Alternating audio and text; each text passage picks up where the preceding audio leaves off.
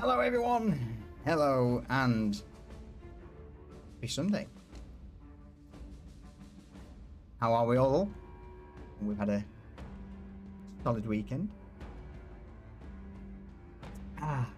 Cheers. Cheers. These, is that transition still a little balked? That's the question. Hope I fixed it. I'm not sure. I'm sure they'll see. Hello, Julio. Hello, mate. How are you? Also, very quickly, Jump, thank you for the tier 2 still story. God damn it. Alright. I'll sort it some other time. But Jump, thank you for the resub. Lucius, thank you, buddy. And of course, Deez with his champion tier 3. I appreciate you all. Thank you. Oh, hey, Dez, how you doing, mate? Oh, man. Yeah, we're back with a little bit more Pariahs this week. But I hope everyone's doing well. It's good to be back into the TTRPG after a little break. I mean, I'm good. I'm good. Busy. Forever busy. Always busy. But this is my time to unwind. All right, let's bring in the party. Hello. Hello. Hello. Hi. I don't know why I was trying to mimic Cypher there. That was terrible. Well. Oh, we all good?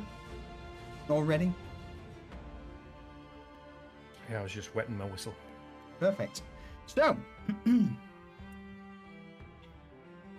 Vanya. Oh, hell no. Jedediah. What happened, everyone, on the last episode of Pariahs? Well, everybody met Jed, in, typical Jed fashion. He was drunk in an alley, a dirty alley. Some random assholes came along and tried to get Jed to give him his last bottle of liquor. Jed didn't appreciate that and ended up breaking one of their legs. And then the group came upon him, kind of stood around for a minute. There was a chicken involved. Cypher really liked the chicken and wanted to take it home. No, he didn't. The chicken was my favorite part. The chicken did not appreciate being held and scratched Cypher, and he cried like a little bitch and Nearly fucking killed me. Yeah, and then we ended up leaving the thugs broken and beaten in the alley. Who's this? Wait, you beat them guys all on your own. We didn't have to do shit. Some rat men fucks showed up, and apparently that's why the chicken was there, as a sacrifice to keep them happy. So we ended up giving them the chicken back. And we carried a old man out of the alley as a deal that he would keep silent about the fight and Vanya's use of magic, which she always seems to use at the most inappropriate times. And Jed carried him to another tavern, another street, away from the rat fucks. And then we went home. Or home, quote unquote. We went to the Baron's Folly. And somebody else take it up from there. Can I just say, I am so impressed with you right now with how hammered you were that night. You're not wrong. Yeah, but see, that's why I'm cutting it off now, because all that happened before I got really hammered. All right. Who's picking it up after you return back to the Baron's Folly? Don't make me call you out, Cypher. Wow, okay. Yes, okay. I held out as long bullshit. as I could. This is bullying and harassment. You all can go fuck yourself. So we got back to the Folly. relayed our information to the boss man about who sent us. I can't remember the names off the top of my head. Is it in our notes? It's not. It was really weird though. What was her name? Taban. Taban. Taban. Taban. On. So Taban apparently wants to kill us and, well, not us particularly, our boss, and another group that was from. Did you say it was from the Farwater slums? It's another group that Mac's in charge of. Apparently. Yeah. You tell me. You know, they're your notes. I didn't make any because we haven't got any notes in this thingy yet. We just got. Oh wow! I'll make sure to Set them up. Whoa, fucking hell! That's all right. Lee's got fucking Number 1 DM, y'all. All right. half a joke. Do continue. But yeah, Cypher tried to defend Jed's butt because he heard that the barkeep was after his butt. And he's like, no, he's after your bum. Oh yeah, I forgot about that. You hugged up against my ass for a while. Yeah, I was defending your honor and your virginity. Were you though? You don't know that. Oh, that's fair. I mean, Cypher doesn't know a whole lot.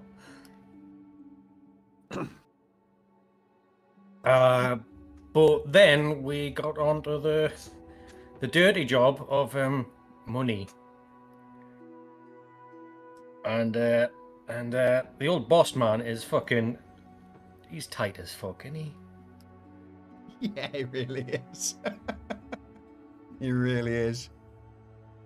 But we remedied it and got a new job for 2 nights, being bouncers. Well, Jed's a bouncer. The rest of us just stand there and,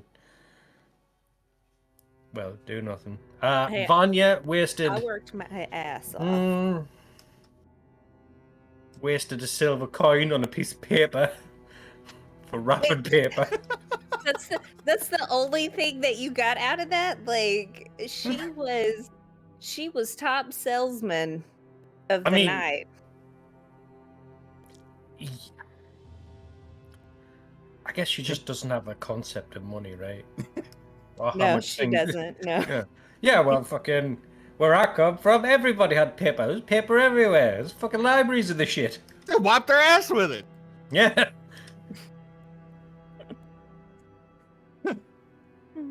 Paper for everyone. But no, I think we did really well. We kept the riffraff out. Yep. Garrett artfully, as smarmy as he could, kissed ass to fucking the town guard, who lapped it up like a fucking mug. But hey, who am I to fucking judge? So yeah, we managed to waylay them, and then there was a bit of a fight later on. And what were they doing? Were they betting on dice? I think so. Or was it cards? One of the two. Yeah. One of the two. Anyway, there was a kerfuffle. Jed and Garrett were brought in to stop it. Jed was it punched or kicked in the balls? I thought it was kicked. It might have been punched. Oh, was it not kicked when you were trying to drag somebody off the table? Might have been. Anyway, Cypher did his job, like, really well. I don't know about the rest of you, but all of the weapons went in the tub. It did.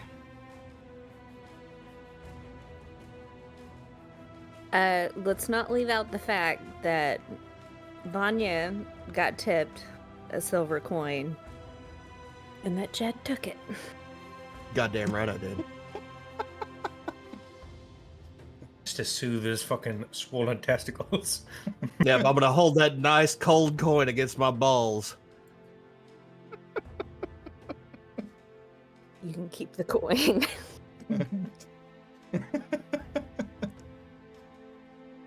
All right. Well, anything else anyone wishes to add? Well, I think we're done. I think we're good. Okay. I am okay. Brilliant. I'm okay. One thing I'm going to quickly ask, Durs, how's the audio sounding tonight? I know recently I've been a little off with the, did the levels seem all right? He is, Julio. Sounding good. Perfect. Yeah, my microphone was a little bit too far away last time, so we're a touch echoey. You sound fine in Discord. All right. So what we will do then is we will pick up day. Next morning? Yeah, let's say. Well, it would be morning. You've all been now for the last 10 hours or so, manning the door of the Baron's Folly. Through the night, even as the hours grew from midnight into early morning, there were a few others testing their luck to try and get in, but Jed, you easily managed to see them off.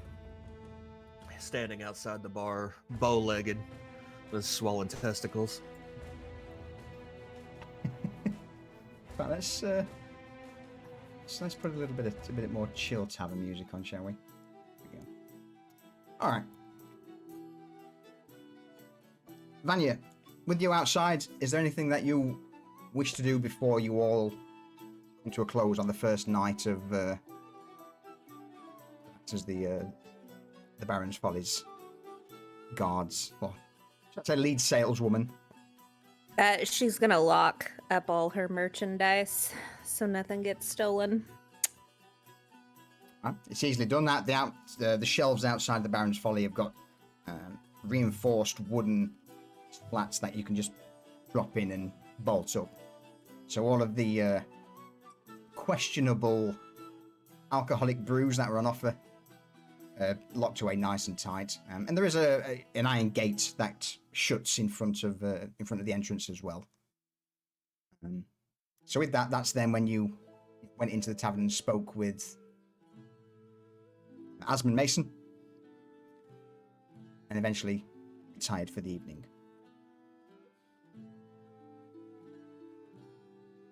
Hours pass, and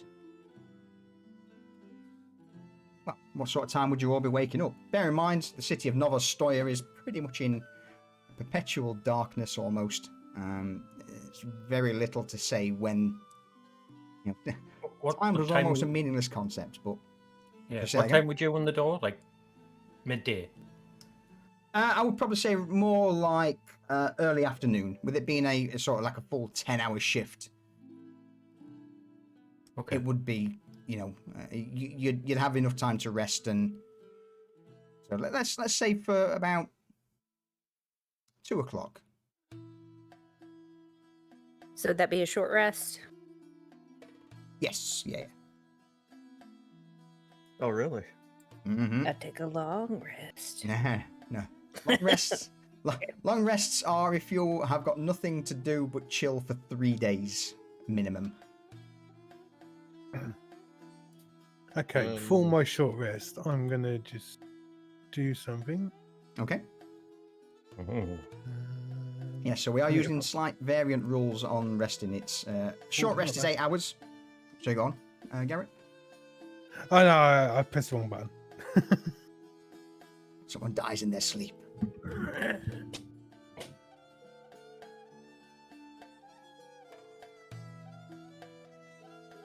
Well, Cypher will wake up when he's woke up by either Garrett or something.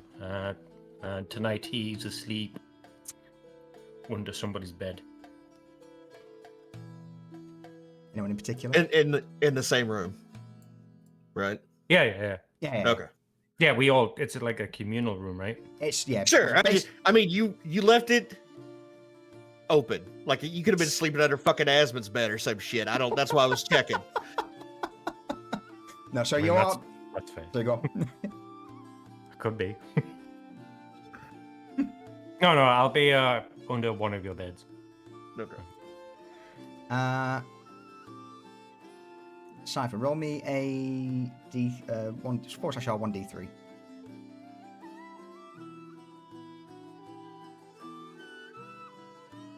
Okay. Ooh. Okay.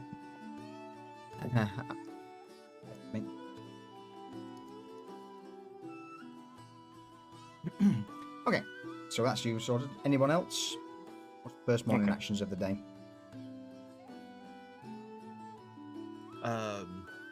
So Jed's gonna wake up. His legs are just spread wide. He wants to, give those swollen nuts some room.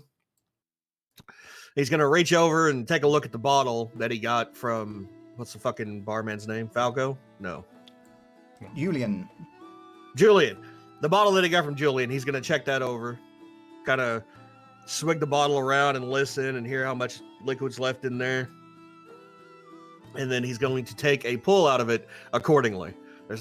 It's probably about half, I'd say, full. So he's gonna take a half a swig. He's got he's broke, so he's got a Ration. he's got a ration. Yeah. So he's gonna take a look around the room after he gets his initial swig of the day, and I don't know what he sees. What's everybody else doing? Vanya. Well, Vanya she's pampering herself, like getting all cleaned up, and in one of the areas that you can go and privately pamper and freshen yourself up. Yeah, because we have a room like that. There is a single communal, I would say, bathing box on the ground floor of the dorm that you're all in.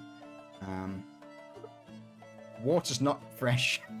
It's whatever's dragged in the day before, or when it gets too dirty, it's down to those who are sleeping there to pour fresh water. And bear in mind, the vast majority of Esmonds' crew are all in the same boat you are. They're all pretty poor, and they make do with whatever's available. So yes, Vanya, in this communal, I would say the room's roughly sort of 5 foot wide by 10 foot long, with a couple of wooden wash basins. At the far end, there's a single wooden slapboard with a hole cut out for doing your business, with an old, half-rotted strip of cloth acting as a curtain to cover. But privacy in this in the dorm's not exactly. It's certainly not a 5-star hotel. Well, she's in there using her magic to get some of the dirt and grime off of her, and kind of cleaning the place up a little bit too. So you're not in the room with Jed. You're sort of downstairs. I've been. As such. Yeah, I've been in this what do you call it? A bathroom box? It's basically a bathroom box. Ablutions. She's been in there for like over 40 minutes.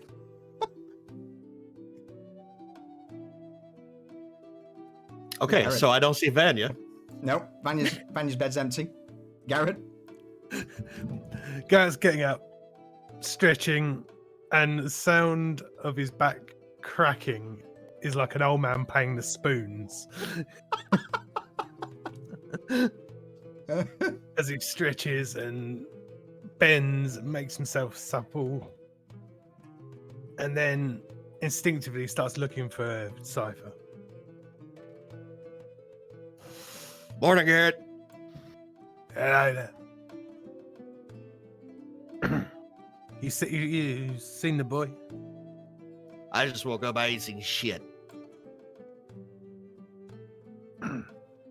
All right. Cypher. You see a hand just appear from under Vanya's bed. Creepy. Did she know you're down there? What? Did she know that you're under her bed? Who? Vanya.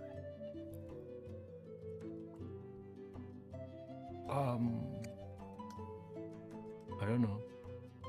Best not tell her. Okay. Cypher's got that dopey blank face on, sunken eyes, and he's yet to put his human face on. So he's just staring. Jed kind of looks over and sees Cypher's face and takes another swig out of the bottle. Wow! I mean, in all fairness, if Vanya was there, just seeing this incredibly pale, dark-eyed, or sort of white-eyed creature emerge from under their bed, I think she'd need a drink as well. Probably thinking about where she's going to sleep. She would have peed herself. Yeah. Jed groans and swings his legs out from the bed opposite where Cypher is, with his back to him. And then just kind of also stretches a little bit and then groans because he touched his nuts to the side of the bed. And he's going to stand up and go, "What the fuck are we doing today?" Cypher imitates exactly what Jed did. Like exactly, like the movements exactly the same. Make the same grunting noises for no reason. Just like, oh, everybody stretches. Cool. Okay, I better stretch.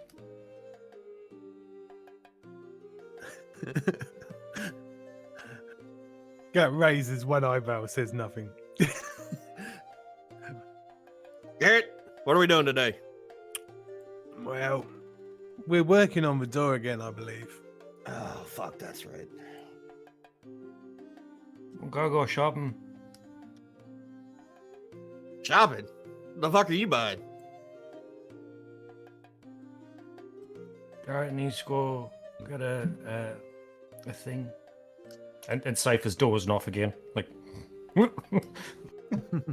Stood up or? no, he sat on the edge of the bed. He sat back down again, and he's dozing off again. Jed looks back over his shoulder. Garrett? Esmond was gonna put in a word for us at one of his salesman friends, because we're in need of a medical kit of some description. Oh, yeah, that's right. That's right. Especially if we run into any more chickens.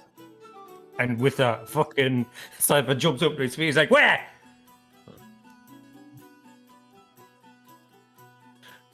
No, there's no chickens here. Okay. Well, Garrett, do you want an escort on that?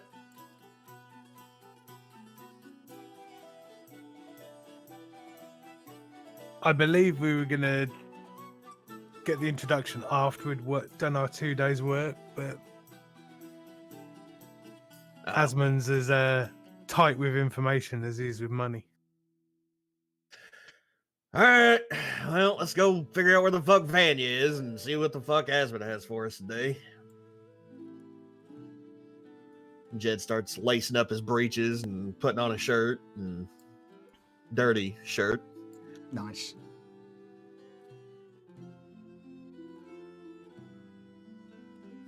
Come on, Cypher. Wake up. Let's go find Vanya. See I'm what's okay. going on down in the I'm common up. room. Okay. Yep. He stands up and then realizes he hasn't put his face on. So, like a child with Play-Doh, he starts just pushing his face. Molded into the correct shape. Blinks a couple of times so his eyes take form. Am I okay? You're okay. Okay.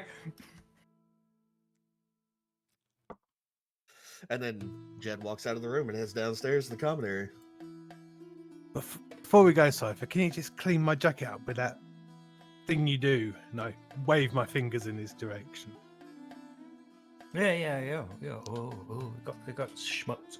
And he clicks his fingers twice. And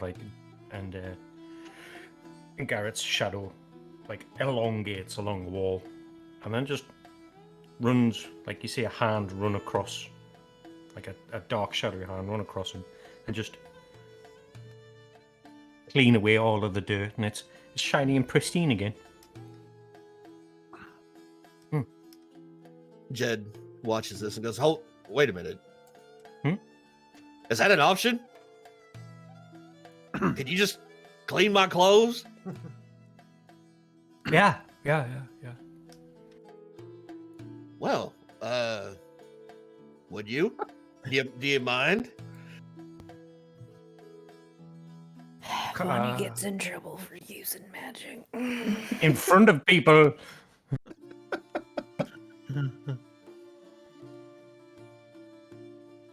And Cypher's like, okay. He clicks his fingers about 4 or 5 times. And then looks at Jed. Bigger. Yeah. More Yeah. clicks. Oh yeah. Mm. Yeah. Much bigger.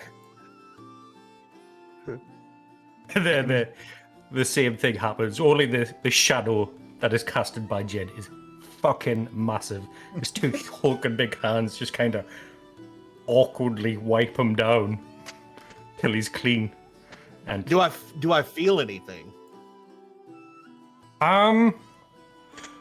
do you know the feeling you get when your hand or your foot falls asleep? Yes. It's like that, but just gently brushing against you. Oh, okay. So pins and needles. Got it. Yeah.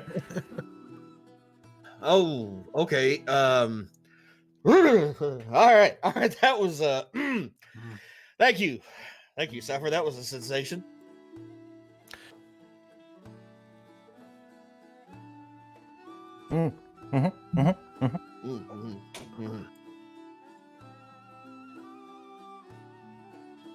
So with that, you all begin to make your way downstairs into the common room.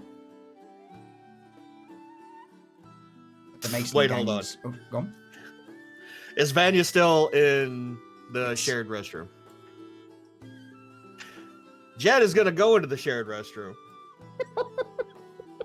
I know where this is going. All right, over to you.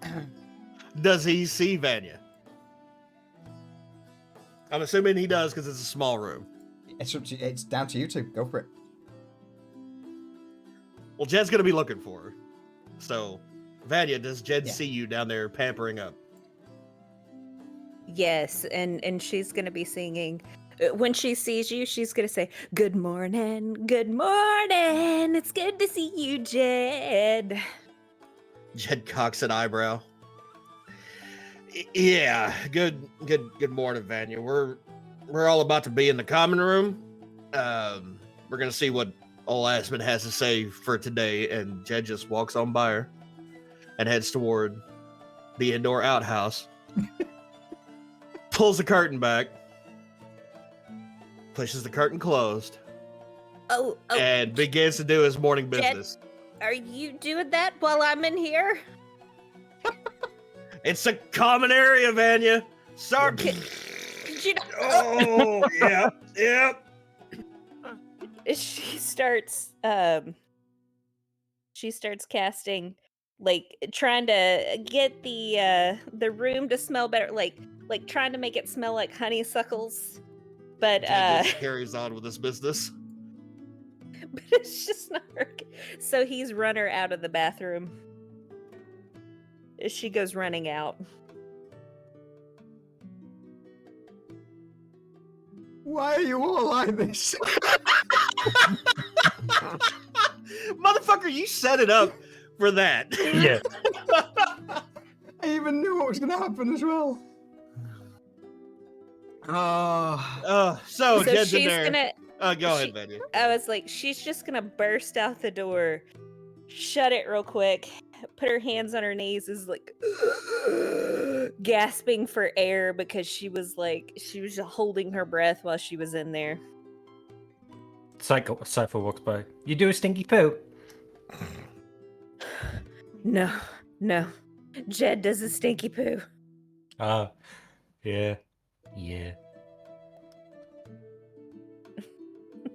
She's just like, what?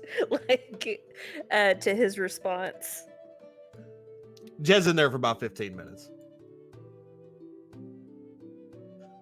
He walks out, quickly shuffles through the door and shuts it behind him. Looks around the bar. Whew! I wouldn't go in there for 35, maybe 40 minutes. I don't know what happened. At this point, various other members of Mason's gang have made their way down to the common room, and a few of them are sat around some tables, eating a sort of bowl of gruel, and one of them, fucking hell, look at Jed. You know, last time we had to get old Bonnie down the road to come and clean it. All right, well, look. How are you all, anyway? How's, you realise this man's one of Falco's, subordinates, and he's usually one of the chaps on the door. How did last night go? First time on the doors, eh? Jed's like plucking at his pants and kind of fanning his backside with him. He goes, "Yeah, you know, it wasn't too bad of a night. Balls are hurting a little bit this morning, but I'd say it went fairly well." I heard that, you had a bit of a visit from City Guard. Yeah, I think they talked to Garrett. Garrett, what was that all about? This corporal came and they were trying to investigate somebody getting stabbed. Apparently, wink, wink. And I told him we knew nothing about it, and he went on his way. The man slowly begins to nod. Oh, is that right? Oh, well. Appreciate that. It's the last thing we need is, those fucking bastards sniffing around the establishment. But look, how about, if everything's still standing when we get back tomorrow night, I'll get you all around on me, eh? I know we all know Esmonds as tight as fuck. But Falco sort of, he does us a solid. So, do a good job tonight. I'll get you all your first round in. Well, I like the sound of that.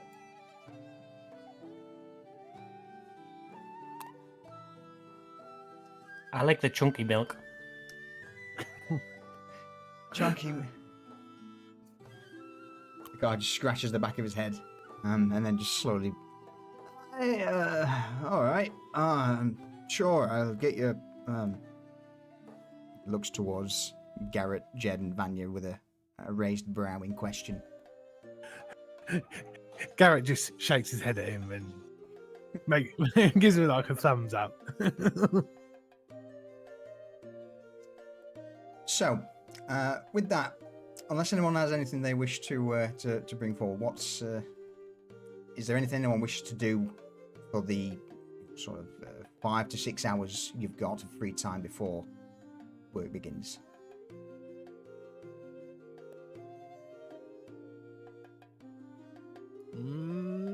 I think Jed's good to just hang out at the bar. I don't really have anything pressing that I want to do. I'll just kind of. Where'd you put that cripple down? Like 2 streets over, probably at another. Cypher's gonna take him some toast because he discovered toast this morning. You discovered toast this morning. Yeah, I discovered toast this morning. All right. Are you gonna tell Jed where you're going? Yeah. I'll not go anywhere without telling anybody where I'm going. But like, Okay. Like victorious, he holds a slice of toast above his head. Toast. Yes, yes, Cypher, toast. What are you gonna do with that toast? I'm gonna go share it with your friend from yesterday. Oh, while you're over there, Mm-hmm. see if he has any new information for us. Cypher looks at you blankly, like, yeah. Yeah. He's supposed to be keeping his ears to the ground for us, listening for some stuff. And I'm curious if he's heard anything. Cypher finds that phrasing odd. He puts his toast on the table, lies down on the floor, and listens.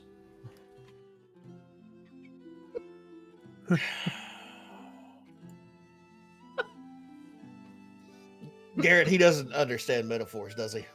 No, he's very literal. Okay. I don't hear nothing. Garrett starts stamping his feet up and down. Wait, I think there's a horse coming.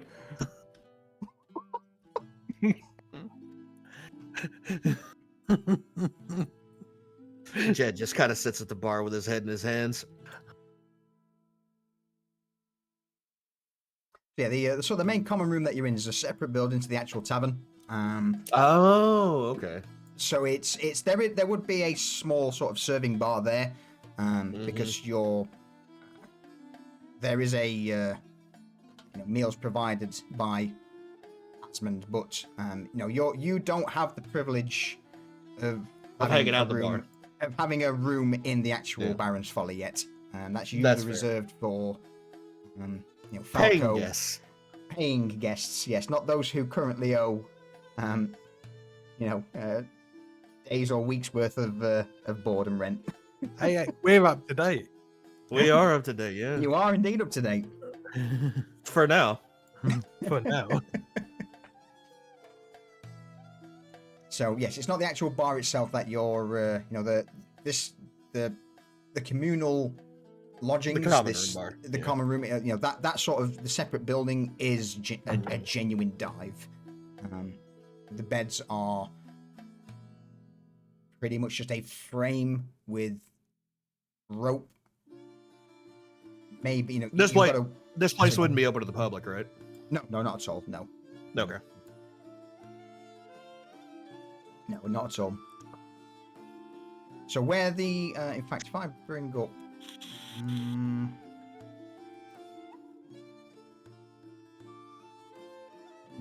We're getting there. So we have a common room and a common bathroom and a common hangout place. We're common. let me bring up As much. the previous map. So obviously up towards the top right is the Baron's Folly. Mm-hmm. All right. Then the buildings sort of to its north and south. Mm-hmm. They're the two communal dorm areas that those who work for Esmonds. Bear in mind, it's an overpacked, an incredibly crowded city. Sure. Owning a house is enormous. The vast And majority. he basically of people, owns a whole block. he owns this entire area. Yeah. Okay. Or yeah. So with that, we'll head back to the slum alley with the. That's where Cypher's currently paying a visit to.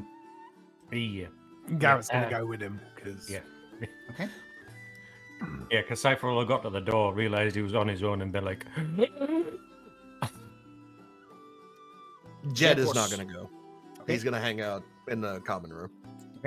You can go to, again, the actual Baron's Folly itself is just over the courtyard here, so you can go there if you wish.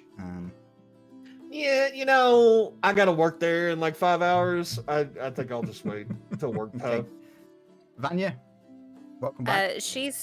Thank you. She's headed over there and she's just gonna go socialize with everyone that's already over there, asking them how their day was and just going from table to table.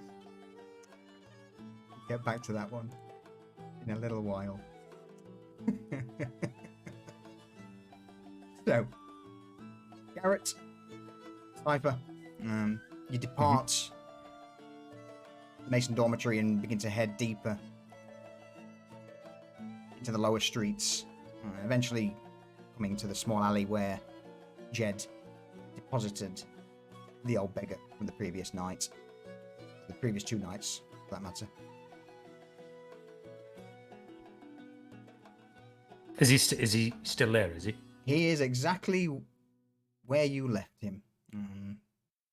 Again, nothing around him apart from. Did you leave him with anything, Jed? A half-drunk bottle of. You did, yes. So apart from an empty bottle resting in his lap, the old man appears to be completely out of it. His head lolled back, eyes, closed shut.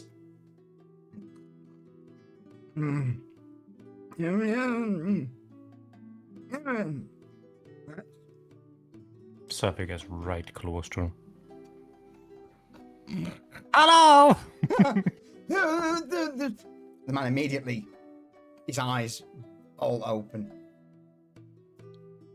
And how many, you're inches from his face, he just stares at you. Yeah, the colour just fades. Oh, wait, does he make eye contact? Yes. Okay. Cypher, immediately, his eyes change to exact copies of his. A very light brown. Okay, I got brown eyes today. Cool. Brown eyes today. Fuck it. You scared me. Oh, it's you from the other. Oh, it's Chicken Boy. Help, Chicken Boy. I've not got anything for you today. What do you want? I brought you something. You brought me something? Well, yeah. My greatest invention. The old man leans forward. Now, his nose millimeters from Cypher's. What is it? Cypher puts a slice of toast in between their faces. It stops so they're still making eye contact. But there's no slice of toast there. Toast. The old man immediately snatches the toast from Cypher's hand and, with his 3 teeth remaining, just takes a bite or a gum. From the Oh, it's not bad. Thank you. Good. Yeah. What do I owe you for it? No, is it? We're good. Jed, what? He wanted to. No. Cypher turns and looks at Garrett. Like, I don't remember. Any information? And he turns back. Any information? Oh, information. Yeah. Oh, he's a big lad, wasn't he? Yeah, I remember now.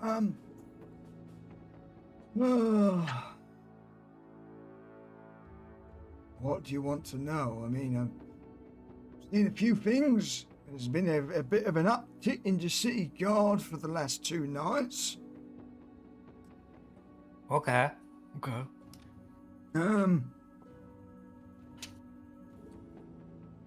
Oh, yeah. There was a little bit of a kerfuffle the other night. What was it about? I remember seeing like some blokes were mumbling as they what was his name? Oh yeah, I remember now. Tommy. Yeah. Tommy was mumbling. Yeah. I don't know what about, but it was mumbling. That's information, I guess. And with that, the old man just continues to take a bite, talking through mouthfuls of cold toast. Okay. Is most of this just useless information? Absolutely. Yeah. Without a shadow of a doubt. Useless drivel. Yeah. Just things to seen.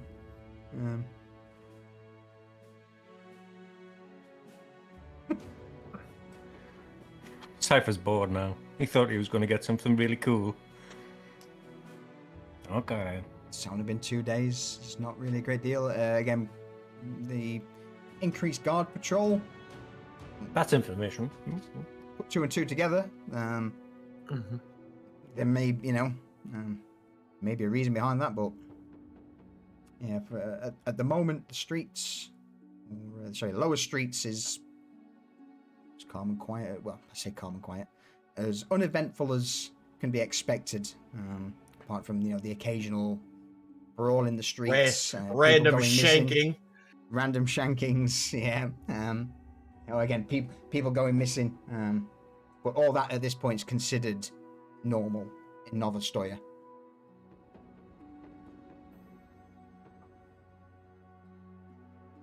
Okay. Enjoy your toast.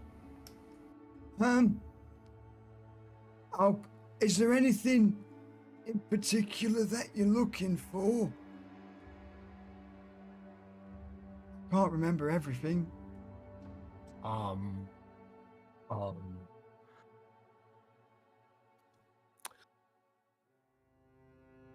Just think anything that would interest independent people like ourselves. You want information on the gangs? Yeah. Yes. Oh, why you say so? If you had told me that, I could have. I'll have a trundle down into Piker District or Poulter's, and I'll have a chat with some friends over there and see if it's, what they're up to. It'll take me a couple of days though, and travel through districts is gonna take a lot of energy, and I am so terribly hungry and thirsty. Yeah. And old. That's a good thing. Cypher bought you that toast then. I like how Jed sets this dude up, and then he shakes down Jed's companions because Jed can't leave the fucking tavern. The old man looks at the toast, finishes the last bite. I might be able to make it to the Piker District with this. Garrett takes a couple of copper coins out of his pouch and just starts feeding them from hand to hand. I should, with a few coins, be able to get some water to make it then to the Polka District.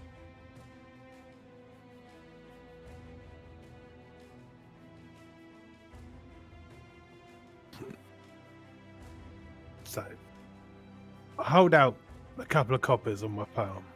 Okay. If you come back with information that I find useful, I'll double it. All right. Well, got this. Don't you worry about it. I may be older. And with that, the beggar takes his cane from his side, hoists himself up, nods, a look of determination on his face as he glances at you, Garrett.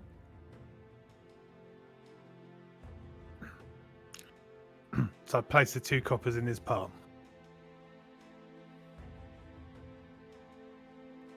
He slowly closes his fingers around it, holds them, and feels the weight of the coins in his hands and nods. All right, I'll head to the Piker District first and gangs. I'll see you what people have seen and who's around. Try and get some names and maybe, if I can find out anything really interesting,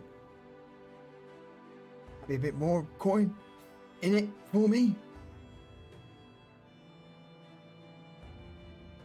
Before he replies, Garrett takes a firm grip around the man's wrist. Okay.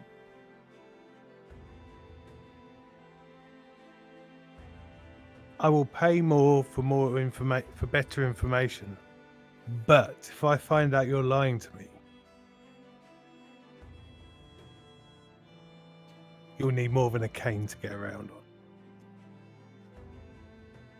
Roll me an intimidation check. Oh, So just to put it out there, regardless, this old frail beggar will be intimidated. It's just on how much. All right. You immediately feel a shudder just ripple through his body. His already pale complexion seems to pale even further, and he begins to nod in rapid succession. Oh, yeah, cool. Yeah, don't. I'll not tell anyone. I'll find things out, and I'll come back here in it's going about 5 days. That'll give me enough time to chat with everyone and look around. in 5 days, then. All right. Well, my most beneficent benefactors, I am Nathaniel. It's a pleasure. And he extends his other hand shakily towards Garrett. Garrett shakes it with a flourish. All right, yeah. I'll leave it with me. Don't worry. It's I'll do what I can. With that, you see Nathaniel take up the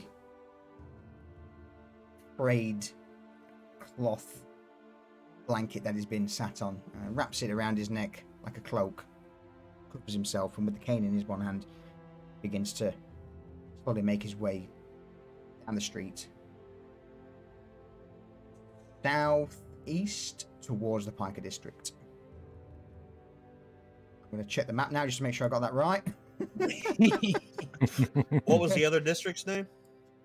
So if you go into, in fact, I will bring up the map of Nova Stoya. Not that I'm part of this conversation, No, but no, just for my own knowledge. If you click on the little journal notes, it should bring up all of the Tabs.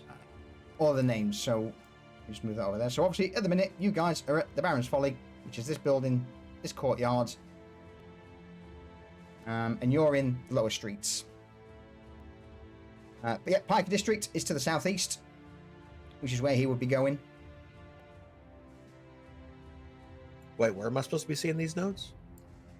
On the left, there's like a banner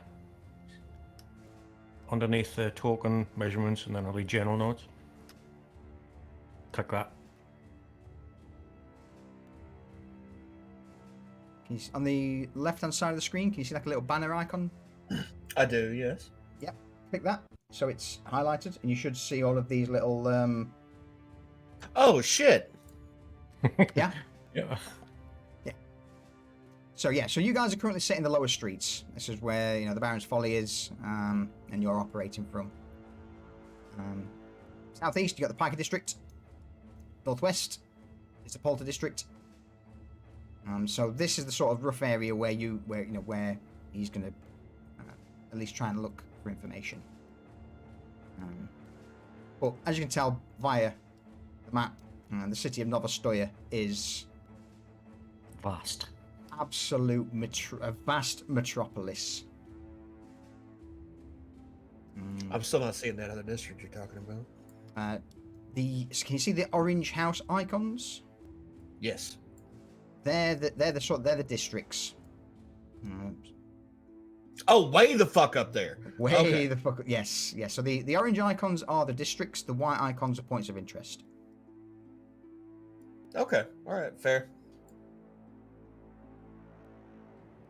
Appreciate that. I didn't know that was a thing. It's no good. I put some effort in. No. Enders, you're not wrong. Another campaign, another elderly people intelligence now. Listen, this one dude ain't no nanner network. No, it's not. No, you're not wrong. Okay. So with that, Jed, Garrett, anything further you guys wish to do while you're Ciphering, away? Garrett. Sorry. God damn it. Cypher and Garrett. No, Cypher will just look to Garrett and be like, "We do good."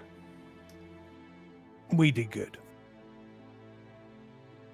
Cypher's like, "Yeah, we did good." What now? What do you want to do now? We can have a walk around for a bit, or we can go back and tell Jed what we found out.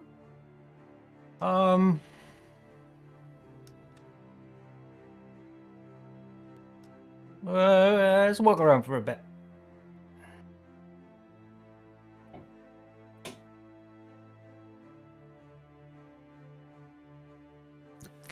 Gotta keep the child entertained, so it's like, oh, let's go for a walk.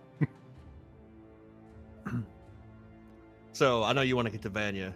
What Jed's gonna do is he's gonna finish up whatever common meal is being served there in the room, and then he's gonna walk over to literally like gruel or something. gruel, bits of porridge, porridge and vegetables, the most unappetizing, awful slop. I mean, it fuels the body, so Jed's gonna eat it without a whole lot of complaint. And then when he finishes, he's gonna walk over to the Baron's Folly and see what Vanya's doing. Okay. In that case, then let's go see what Vanya's doing, shall we?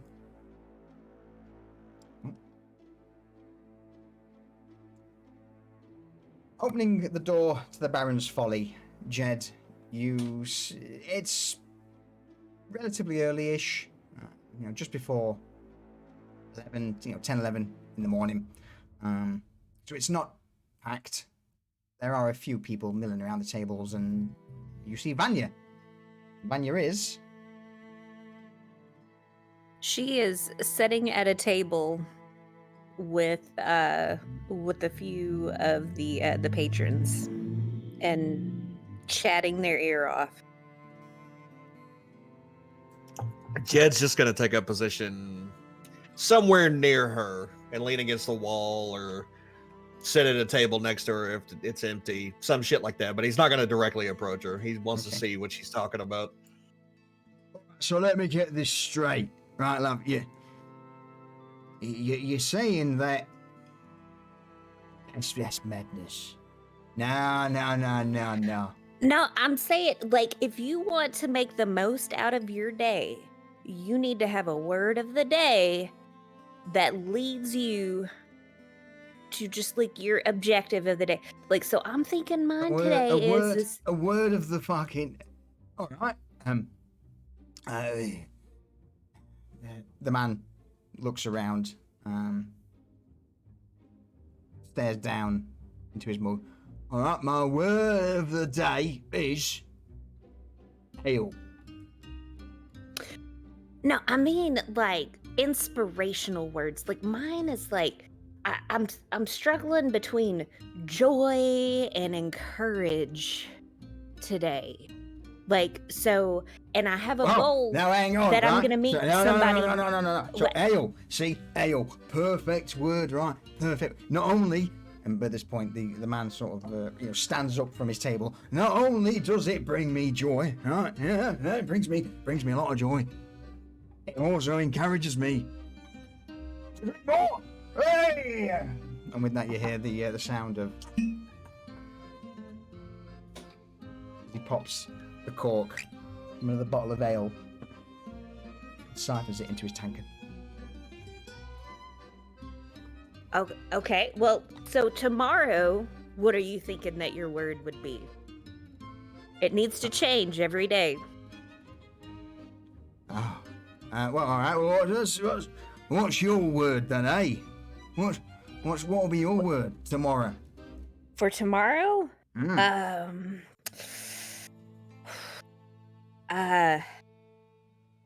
She looks around. She looks at Jed and she's like, well, I was thinking it was gonna be forgive, but no.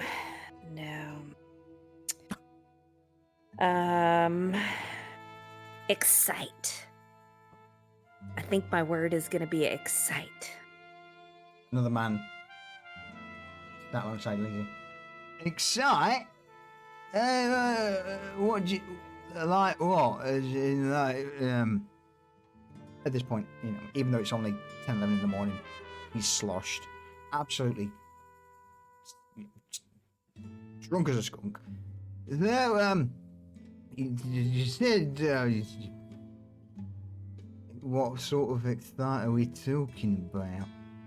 Well, whatever, like, so for the day, you know, it's like if I see somebody down and out, it's like I'm gonna try to excite them. I'm gonna bring wonders and beautiful things and sparkly things to excite them.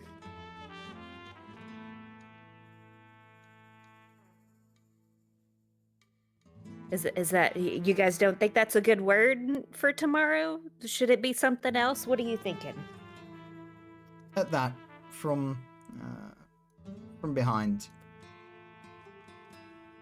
Liella, who is the daughter of Julian, the barkeep, presses herself up to your back, Vanya, and says, "Don't mind them, they're just... I don't think they'd know what joy is if it slapped them in the face. Honestly, they're all just such grognards, drunk all the time, just whatever coin they've got. I mean, I'm not complaining, because, you know, they spend it all in here, but I don't exactly think that they're the joyful types, if you catch my drift. My word, though. Oh, That's a good word. What do you have hope for today? lots and lots of money." With that, Liella winks towards Vanya, takes some of the empty bottles off the table, and walks off. And she looks back at him and she's like, I think that works. And then she's like, okay, well, I feel like we've had a really good discussion today. You know, we can meet back tomorrow and we can talk about your word of the day tomorrow. But there's another table over there that I have to go bring joy to. Fuck. Alright, I'll see you in tomorrow then. The other man. Yeah, hey, it's alright, I'll see you. I'll see you later. What's your name again? It's Vanya. And yes, pleasure, I'll speak to you. Hello, where's another drink? Yeah. Two Remember bottles. your word for tomorrow.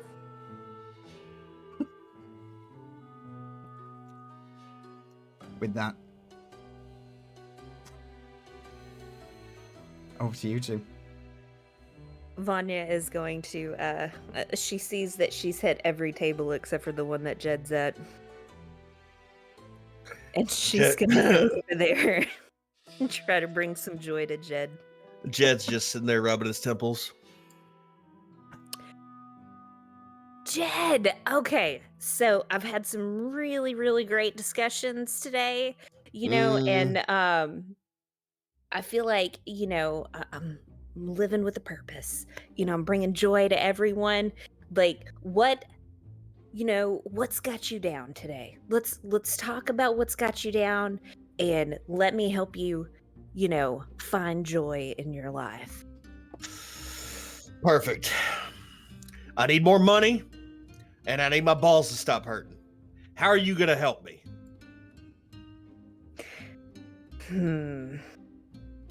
I mean, so, you know, you can't just have all the accountability on me. You got to find some accountability on yourself. You know, like, yeah, what are you doing sitting here? Like, you could be out looking for another job, or, you know, like, probably sitting down right now. That's probably hurting your balls right now. Like, could you be in a better position? I have a job this afternoon, and so do you. Yeah, but like, you've got free time right now. If you need like that much more money, all of your free time, you should be looking for other things to do. Right? Sure. And like, do you think maybe like, cause you see how you're sitting, maybe if you kind of like propped your legs up or something like that, kind of like let the pressure off of those, that might bring you a little bit of joy? Okay, all right, fuck it. You know what? Let's give that a try. And Jed lifts this fucking massive tree trunk of a leg up on the table. So he's got one leg up on the table and one leg on the floor, and his legs are just spread wide. Maximum room. Does that feel better? No. All right, well then try another position. So, Jed takes his one leg off the table, and it requires his hands because his legs are so fucking massive, and he ain't that flexible. So he drags one leg off the table and picks the other one up off the floor and sets it on the table.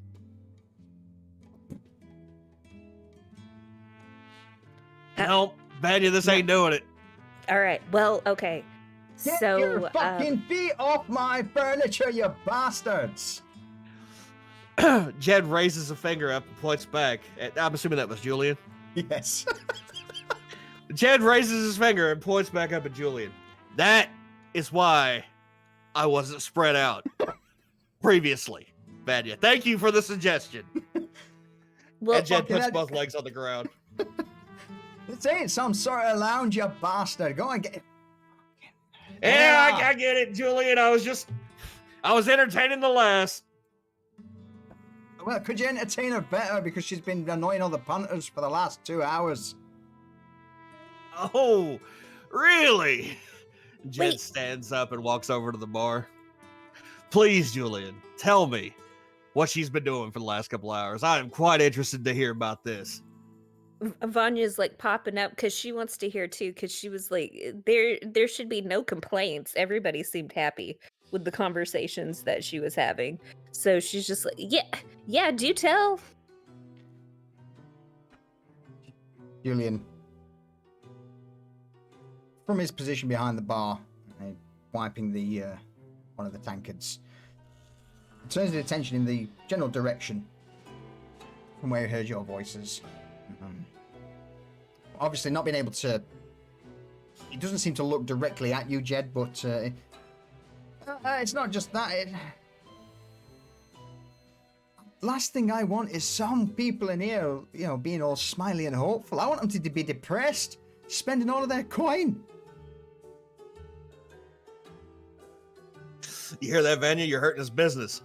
Well, I don't think so, because that last guy that I was talking to, his word of the day was ale, and like his goal was to drink more.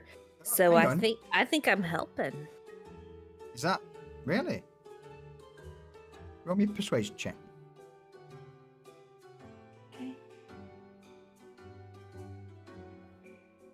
I'll roll against her. Okay. Let me see here.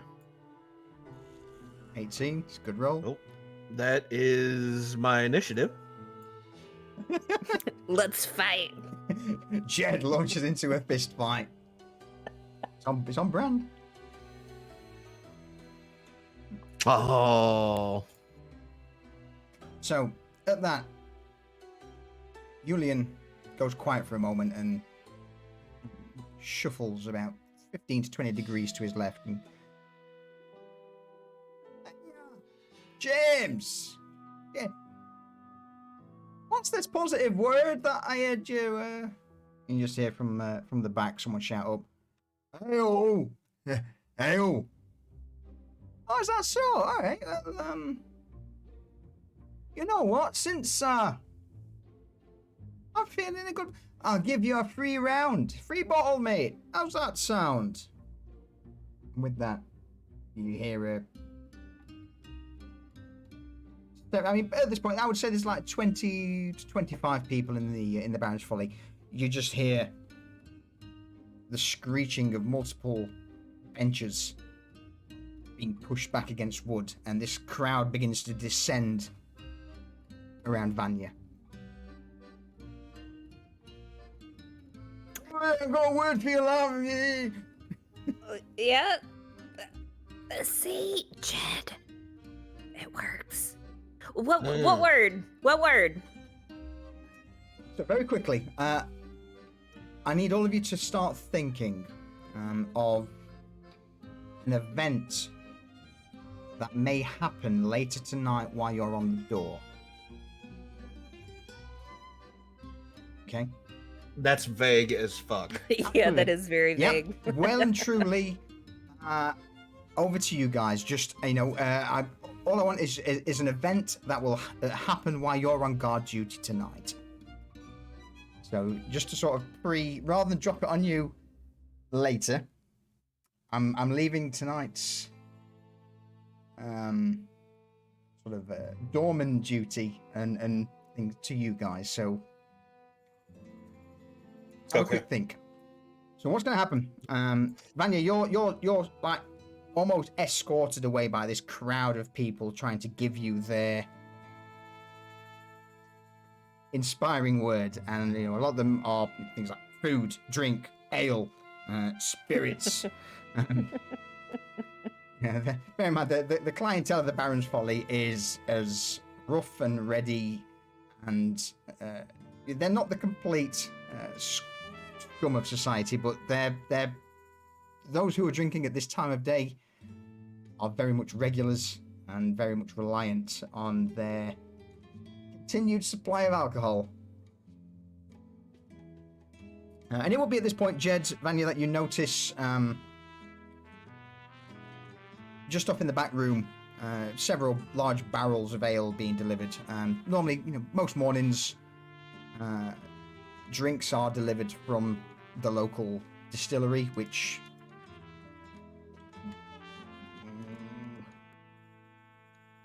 you would have heard the name of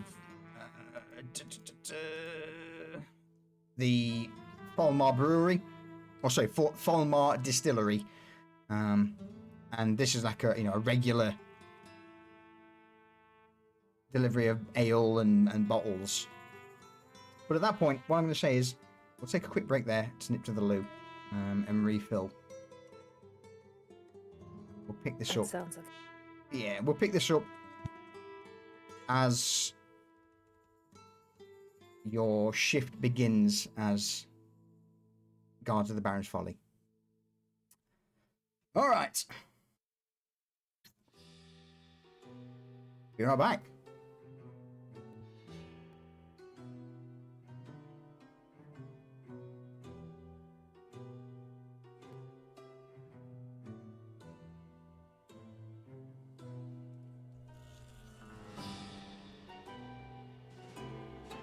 We're right back, chat.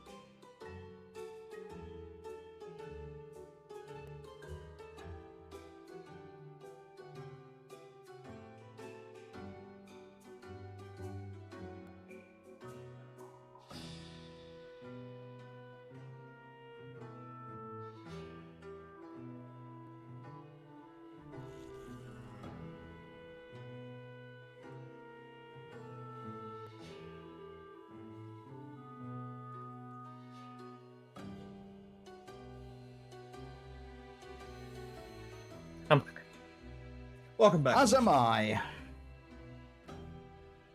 I sent you my idea of an event solution. All right. I too have had an idea for an event. Brilliant. It's actually Vanya inspired. Back. Wait, As what? is mine. What is say, Vanya inspired? I'll be right back. I left my drink. What? Sorry, I got it. Never mind. No, what are we inspired by? The event that's going to come later tonight while we're on the door. Yeah. I The think one it that you're depends. supposed to be thinking of. No, I think we're all supposed to be thinking of one, right? Absolutely. We Not just are, me? and I have mine. So does Lucius. Well, I mean, are we all like? So I have a question before Okay. I can think of mine. Okay. Are we all doing the same roles, or are we having different? Entirely up to you. Different roles. It's a complete freeform on what happens tonight and where you guys are. It's all in your hands. I mean, Jed's performing the same role. Like that's what he's built for. Mm-hmm. I'll let y'all figure out the rest of the fucking options.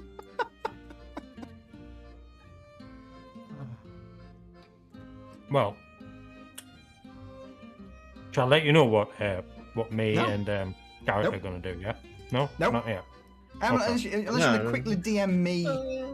Yeah. But otherwise, no. I'd say let it be a surprise for the viewers and for the rest of Cool. us. Okay. Yeah, let it be surprise. I don't even know. I don't. what You know this what? I don't is. want to know. This is all on you. For better or for worse. I only told you because I need you to help set it up. Yeah. Okay. Are we all back? Is the question. Lee, have you rolled that snake up yet? I never left. No, that's fair. All right. Oh dear. Okay.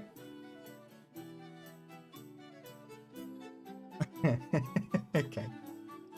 So, as mid-afternoon begins to roll up, several of the punters depart the Baron's Folly, stumbling out and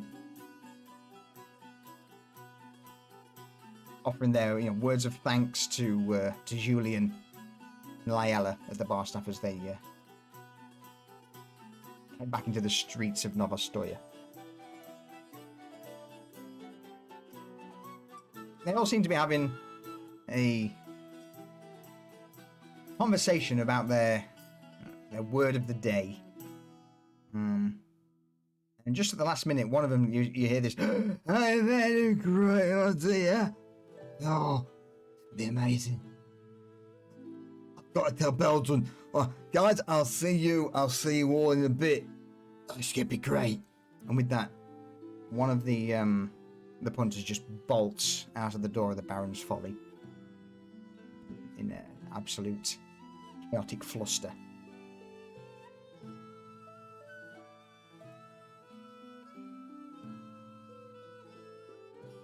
I would Jed say, sees him go, right?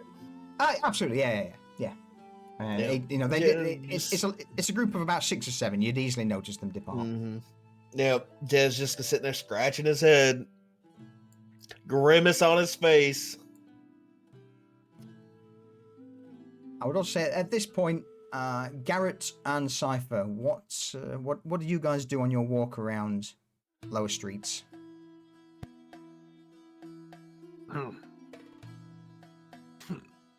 I've just been letting Cypher wander, just keeping an eye on him and seeing what he's interested by, but not letting him get into trouble. Mainly Cypher's interested in people. Since he met Garrett was like, you should memorize faces, because you never know when they come in handy. Sorry, I got some cake. Yeah, I was about to say, what are you eating there? Share with the class. No, it's mine. Go away. So he's looking at people, taking interest in attractive people, because attractive people are either great for distractions, Okay. or great for getting people's attention, apparently. Oh, and really ugly people, because people don't want to look at really ugly people. So like anybody that's like proper just hideous, like old crones or ugly dwarves.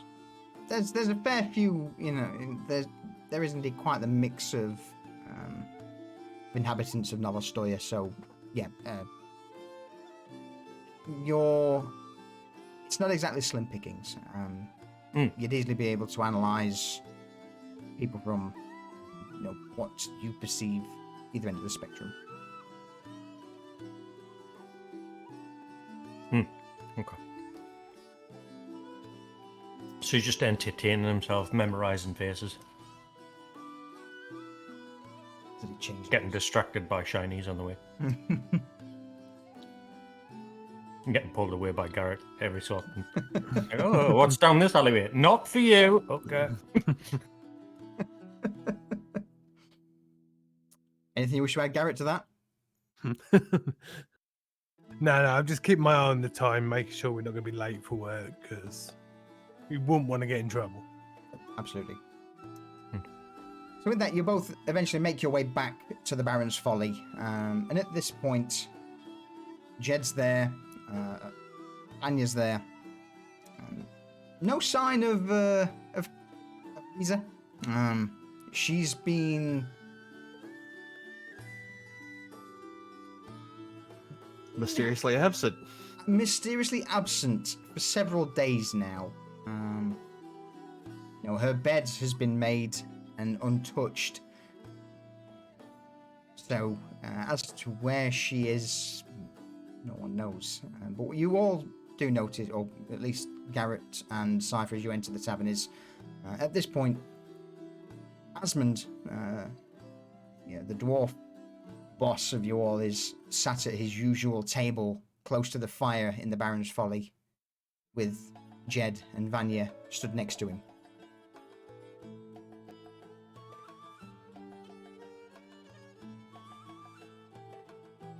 Hello. Oh, hey, welcome back. How y'all doing? I'm okay. He's okay. Good.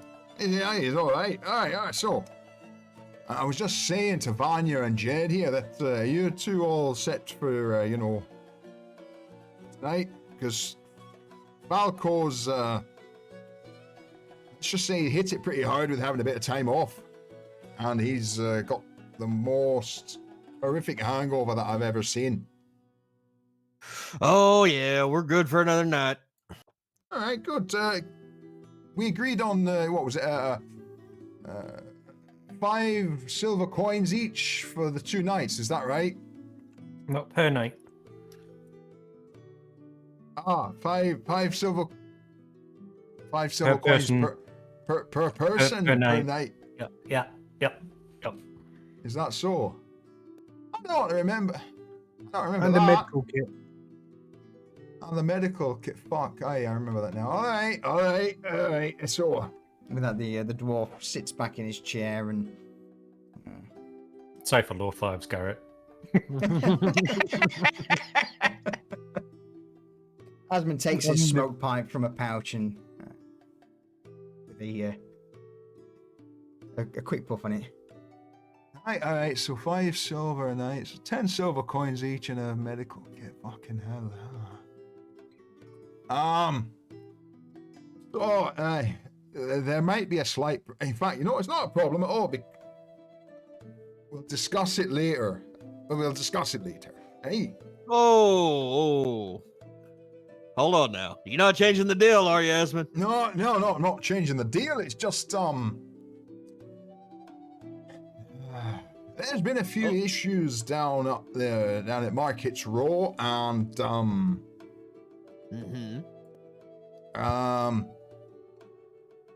actually, that's not a bad idea, if I do say so. How would you all like to earn some more coin after this job's done? Good enough for me. Yeah, okay. See, Yeah. Jed, like getting more job like that. Oh, it's gonna do great for your goal. All you gotta do is ask. Yeah. With that, Asmund raises a brow, strokes his beard, and All right, so look, I don't know the details just yet. I'll tell you later once I've had a few of the other lads and lasses just fill me in on what they know. But it seems that there's a little bit of a small-time ring just causing a few issues for some of my associates down on the Market Row. So basically, it'll just, once I find out who's the fuck's doing so and so, I just need you to pay him a visit. Yeah, I think we can handle that. All right. We can talk about coin and pay, but yeah, it sort of leads me on to the fact that the last who's got the who's my sort of alchemist. He's been a bit bothered by the. Anyway, look. Long story short, we'll talk about it later. And with that, Esmond puts a hand on a pouch on the desk and just slowly begins to claw it over the desk, and you just hear the jingling of coins as quickly tries to get it.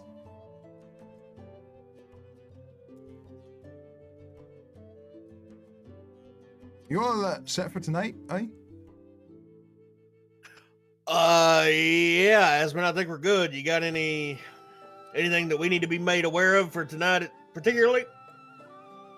No, nothing as such, really. I mean,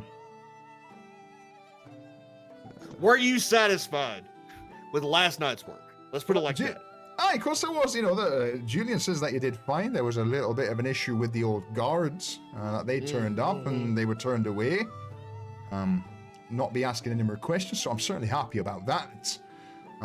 So I'm Perfect. Why?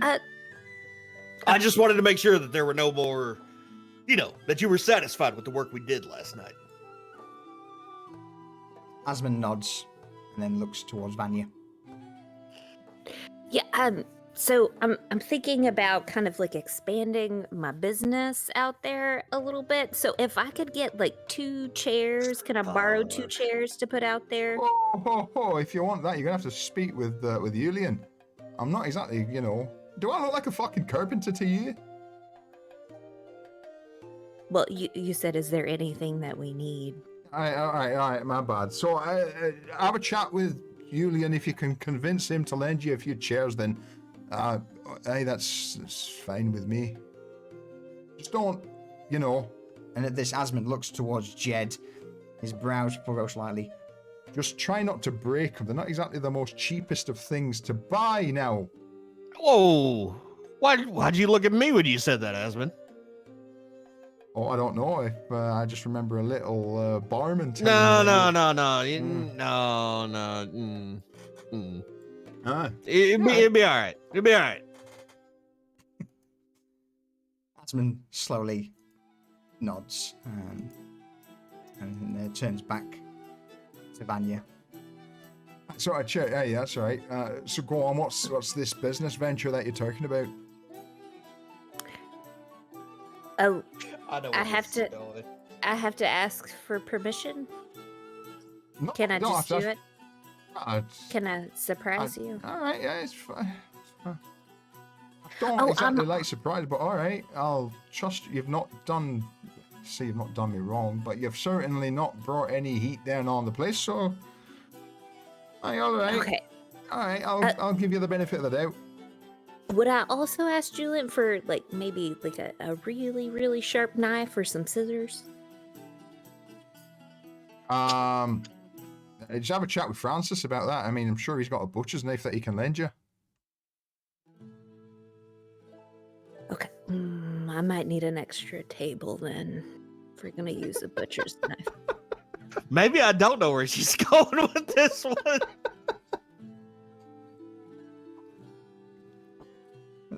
Is there just kind of a room where I can pick from sharp objects? Aye, it's called the fucking kitchen. As to which Francis, And with that, Esmond thumbs over his shoulder towards the kitchen. Okay. Vanya's gonna go ask for her requests. All right. You. Sorry, guys. You're gonna have to wait for a minute while we do this. It's got to be done. It's fine. Thanks, Sarah. I gotta get it set up. As you step into the kitchen, you see the balded, bearded Francis hunched over one of the tables, the slamming of a large cleaver on what appears to be a small pile of rats. Just, he turns around, looks towards you, and motions a hand towards you. Well, how are you doing today? Oh god. Can you what's the best way to do this? Can you show me all of the sharp objects that you have and lay them out on the table, please? Well, I don't know anybody's depending on what you go. I can't really go down to the center in a minute because something down here.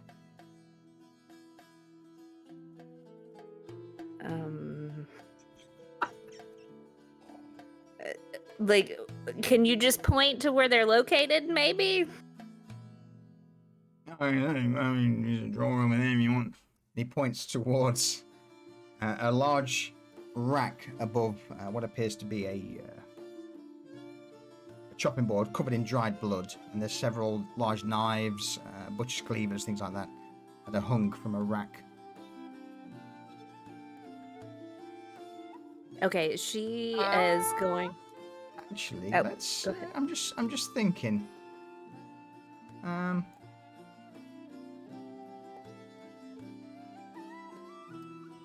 Why not? Let's set this up as an actual scene, just so we can see where things are, eh? So I need.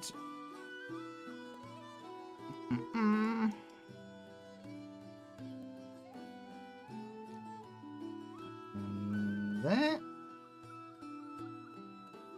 I just need to find Jed. Where's Jed? The big fucker. Yeah. Let's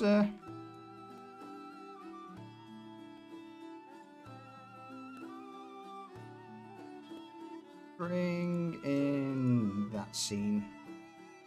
Alright, so you're all currently gathered around Esmond, and over in the kitchen, Francis turns around and points just over to his left, to where there's a large chopping board, several instruments and blades dangle. It's over there. You want to say something? It depends on what you want, because I might need that glaive for that. Okay. And she's going to try to find the two sharpest knives that is in his collection. Okay. It's not a problem. They're all, apart from the one that's in his hand, they're all there on display. You take the two sharpest knives, and as you're reaching for them, you just hear a. You make me bring them back. All right, with them. I don't really carve rats and bones from not really using sharp things. She's got them both in her hand, and she's like, Just take good care of "Know them, what you say." Just take good care of them. The last thing I want is blunt knives. Blunt knives. She heard blunt knives. She's like, I don't know how I will blunt them, but okay. I'm taking these. I will bring them back. Yeah. Man.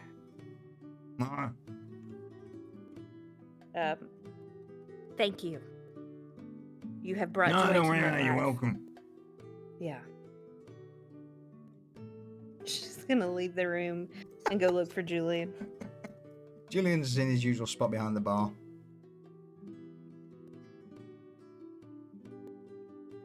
She's not. She's gonna go behind. Okay. Hoping that doesn't piss him off. Are you just walking normally, or are you trying to sneak up behind him? Just walking normally, but she's still holding the knives that she had in the kitchen. You just hear Julian just, without turning round,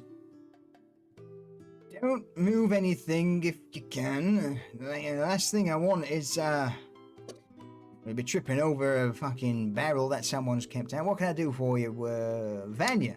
Yeah? Yes, yeah. So I just need to borrow. I need to borrow Oh, here we 2 go. chairs. Either 2 chairs or, well, no, I don't need 2 chairs because I don't need to sit down. Maybe 1 chair. Actually, a stool might be better. How about a chair and a stool, just in case if somebody gets uncomfortable on the stool and they want to sit in a chair? Can I have a chair and a stool? Do you want to tell him what for, or are you just going to leave it at that? No, I'm just going to leave it to that. Roll me a quick persuasion check.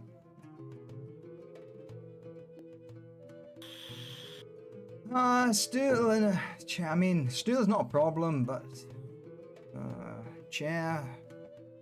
All right. I mean, as long as you can bring it down yourself, because we've got no chairs in the bar. They're all upstairs in the in the rooms.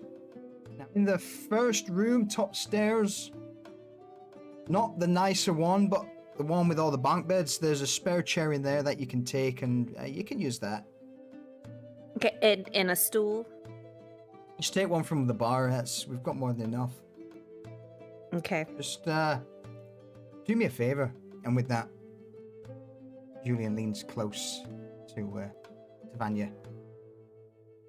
Just make sure it comes back in one piece, because the last thing I want is, Jed smashing a stool over someone's head. Well, it's going to be in my area, and Jed's not allowed in my area. All right. Oh, okay. All right. So with Julian's agreement, you have you eventually managed to bring down one of the larger wooden chairs from the rooms upstairs, and you've got permission to use the stool. All right, and as she drags them out, it's just going to be loud. Just the.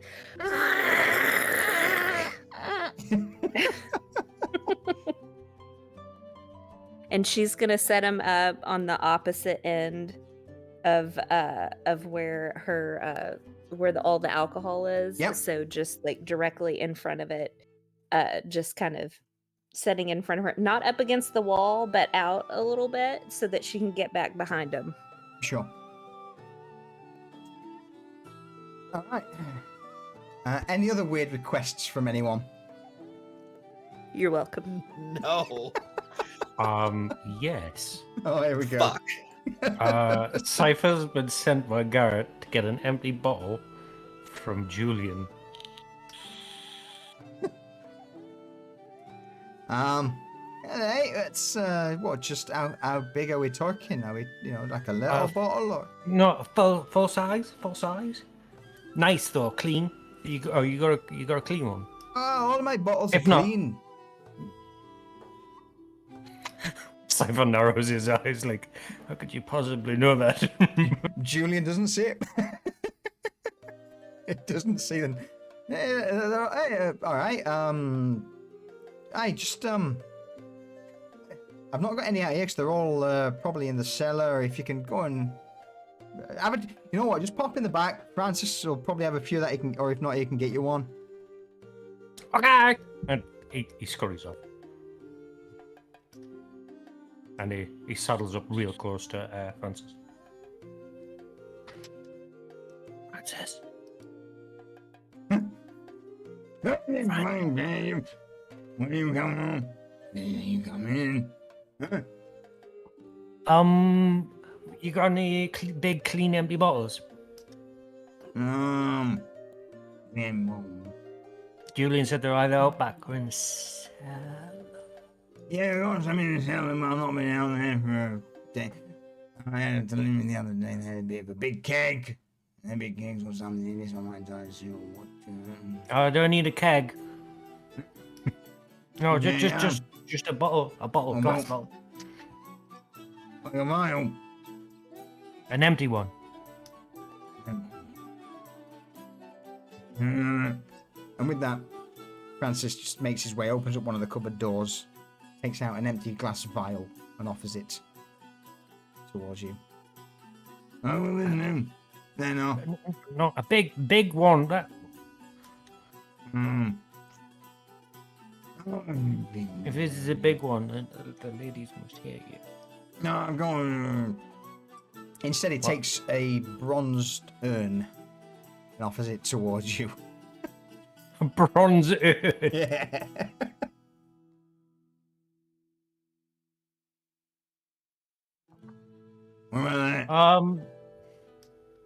Too big. Too big. Something we can fill up with ale. And with that, he goes to. You just see Francis make his way out of the kitchen. Close the door behind him. You hear the sound of a glass bottle being taken off the shelf, and he comes back in with a full bottle of ale. He just pops the cork off, downs it, shakes out the last remnants of ale, and then offers it to you. There you go. Hang out. And I'd gladly take it. It's not clean though, is it? It's got ale in it.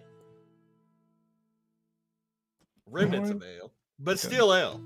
Don't worry about the contents. It just needs to be clean on the outside. No, that's fair. Okay. Cypher will sort that out. Okay, my mind went to a really dark place. It's my bottle and I can clean it as much as I like. Oh, for fuck's sake. So, all right, then, Don't worry, let's- Solution. No weird requests from me. Yeah, okay. Garrett? I don't need anything because I'm part of what Lucius has done. Okay. It snowballed. Of course it did. So the Esmonds sat in his chair, looks around. All right, then, with that done, I'm just gonna make myself scarce upstairs with your lady friend. So, if there's nothing else, it's a glance across the entire group.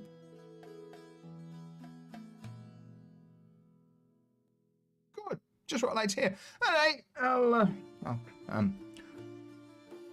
good luck. Who's your and don't worry about it. I'll sort you the payment out in the morning when just no disturbances if you'd be so kind. Okay.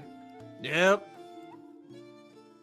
And with that, Esmond's going to depart to head for the first floor of the Baron's Folly. So, I'm going to regret this.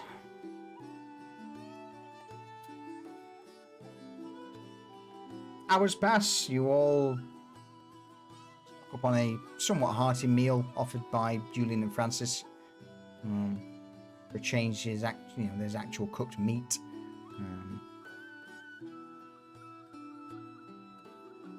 And the time comes for you to begin work. Who's going first? Well, Jed's nice and simple. He's gonna stand by the door and either confirm or deny entry to anybody based on what they look like, essentially. Whether they've got money or not. Okay. Jed is on main door duty. Vanya, what are you up to? Vanya has opened her storefront up again, and Okay. has made sure that her bottles are looking nice, and her chair and stool is in place. So her Okay. chair, she's gonna take it and it's gonna be angled, like where the back is gonna rest on like one of the cobblestones, so that they can be kind of like, if anybody sits in it, they're like lounged back. Okay. But she's making everything kind of pristine and ready to go for whoever Jed sends in there that Sure. he thinks is not worthy of entry. All right. Cypher, Garrett, what are you two? What's your positions for the evening? Okay, so in the hours leading up, Garrett and Cypher have been running a little scam. siphoning off dregs that people have left to fill up said bottle. Oh no.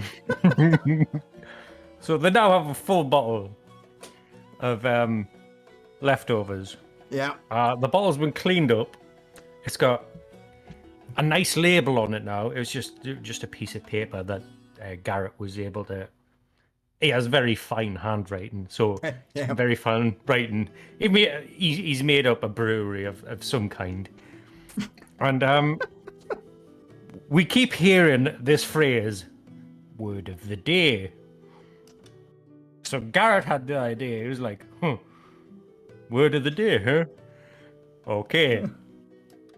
So we're auctioning off this premium bottle of ale if the punters can come in, pay 10 copper coins to guess the word of the day. Jesus Christ. If Vanya knew this, she would be so proud of you guys. Jed's gonna get kicked in the balls again. I can see this going down. All right, so I'm gonna leave the night's events now in all your, I'd like to say capable hands, but yeah, over to you all as to what happens tonight. So I'll start with Vanya's expanded business. So of course, Jed is sending in kind of the Upper class hoes. yeah, he's sending those in, but is sending the others to come buy the alcohol off of Vanya. And of course, she does her salesman stuff. But another added add-on that you can get whenever you're buying the premium is that you can get a shave I fucking knew it. and a haircut. Okay. Or you could, if you're not wanting any alcohol, you can also pay for that on the side. And then also with anybody who might want to have their appearance freshened up, she is using like dirt from the ground to create a smoky eye effect for anybody who is wanting to elevate their look before entering You're giving the these bar. motherfuckers eyeshadow. Yes, Okay. but it's dirt. Okay. So Jay, you'd obviously see some more customers appear that seem to be. They have sunken eye sockets similar to Cypher. It looked like Cypher. He just woke up. Vanya, what the fuck are you doing? And they're hold on before I answer. Like, she's not good at cutting hairs. So they've got some bald spots. It looks terrible. Heck, I'm just here for a few drinks, mate. It's my chains. This guy is gaunt. This dirt, mascara, and eyeshadow all over him. You just notice it. In spite of having. Hold on. Go on. Do they come to see me first to get in, or do they go to Vanya first for the fucking makeover? These guys they've tried to get in previously. You turned them away. Okay, all right. And then Vanya pulled them aside. all right. I'm back. I've come into a bit of a fortune. You see, I can, you notice the guy's long hair. He's got like probably 4 or 5 strands of really long hair that's been unkept, and then just what appears to have been someone has had at him with a machete. Listen, fella, I'm pretty sure I turned you away earlier. Oh, that was my twin brother, mate. That was my twin brother. Yeah. Listen, how about this windfall that you've come across? Why don't you flash me some coin? Because I don't believe you for a second. Roll me a persuasion check. All right.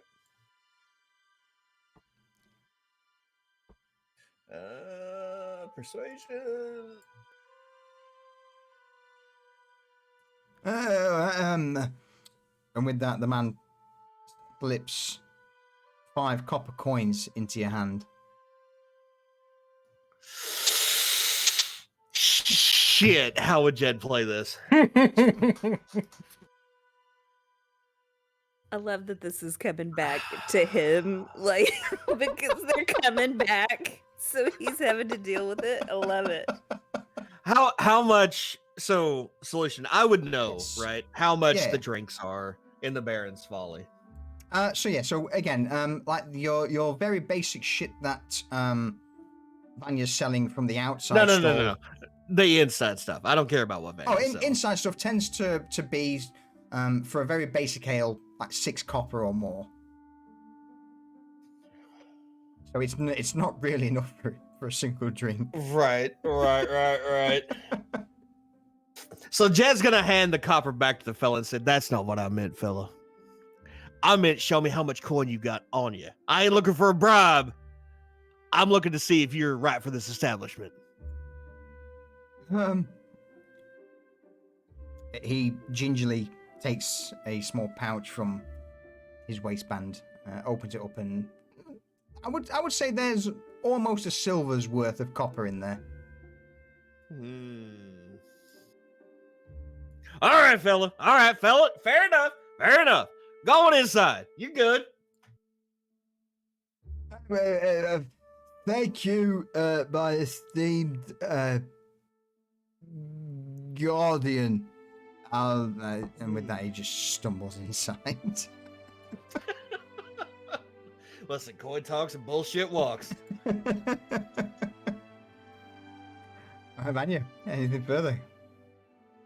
She sees that her makeover was a success, so now she's going to start adding that to her, what do you call it? A sales pitch. I fucking hate everything about this. Coming in chat for the Dark Fantasy Grim Hollow campaign. Stay for the The Barbie princess makeover. D&D apprentice. You guys knew what Vanya was about when she started. You had every opportunity to shut it down. I wouldn't change a thing. All right, anything further, you two? Or from Vanya, sorry. Oh, no. Jed or Diesel, were you going to have Jed talk to her? I know I kind of cut you off earlier. No. Okay. I was just asking what you were doing. I see what you're doing now. But Jed's going to concentrate a little harder on the people that are coming up to him. And anybody that he thinks he might recognize from earlier that he's turned away, he's going to perform the same rigmarole and ask them to show their coin before they get in. Vanya, how much are you charging for this service? 2 copper coins. Okay. Realistically, how many customers do you think? Shall we leave it completely to chance? Yeah, let's do that. Yeah. All right. Roll me. Let's go for a D20. So this is how many customers that you had. So yeah, 4 times 2. You managed to sort of earn yourself 8 copper coins through this service. Worth it. Worth it.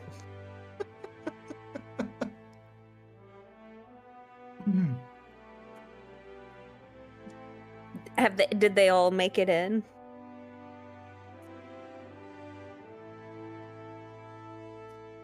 Roll me a twist of fate. Depends on how much coin they had. No, not all of them did. There was only one successful person who made it inside, and that was the first guy who had, more than enough copper in his pouch. But the rest of them, no. Jed, She's gonna get sued for false advertisement. Jed turned them away because they were all just troublemakers and brassic skint. No coin to their name.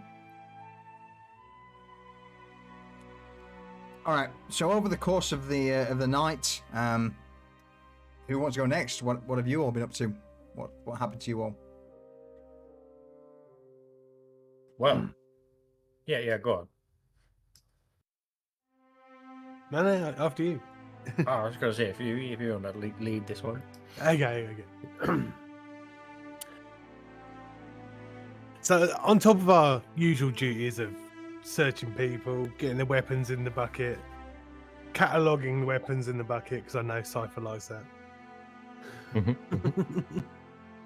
We've also had a very posh-looking bottle of ale, aged reserve ale.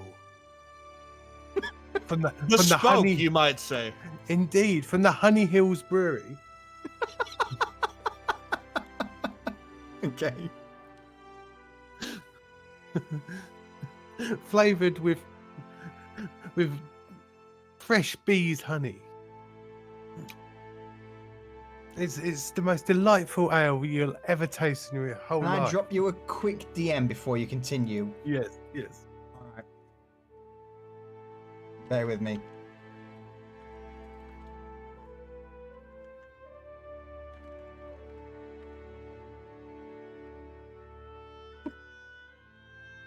If that fits in.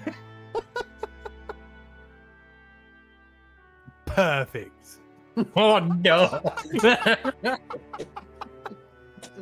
Okay, so this what was it, the Honey Hill Brewery? Honey Hills Brewery. Okay, go on.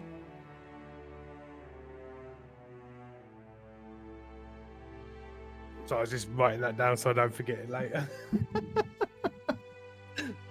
Okay. So, and to get your hands on this delightful bottle of ale, we're running a competition. Okay. A word of the day competition. It just takes 10 copper for you to guess our word of the day. And if you get it right, you get this fabulous imported ale. So we're going round the room. Every new customer comes in, we offer them the chance to guess at the word of the day. And then we go back once they're drunk. Absolutely. Give them another go later on. And as we're walking around, we spy this chap come through the door. His hair's been butchered. Oh no! It looks like he's been punched in both eyes. His eyes are that dark.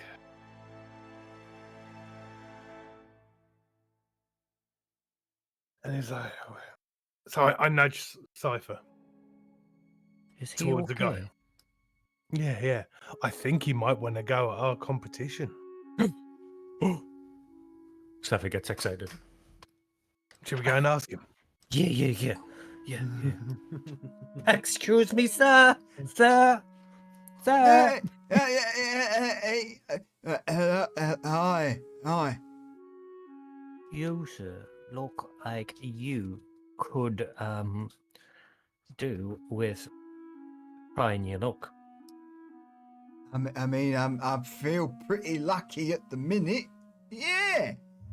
Don't I look fabulous? Have you noticed my hair? He flicks his hair to one side. Half of it's been carved away by what appears to have been a sharp knife. The back bit, almost like a rough cut mohawk. that starts halfway towards the back of his head, ends in this wiry mess, and then again his eyes have been blacked out with dirt. So he's got a crap mullet and 2 black eyes. Yes. And a clean shave. And a clean shape. Well, roll me a sleight of hand check, Vanya. You got red on you.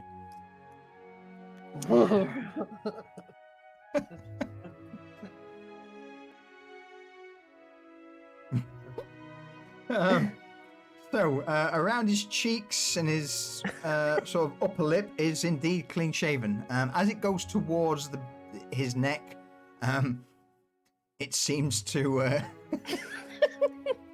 to be a little bit more wiry and thick, to the point where there's almost a line around his neck of long hair. Wait,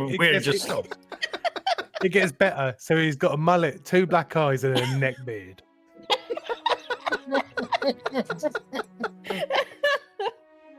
Yes. Let's go with that. Fuck it.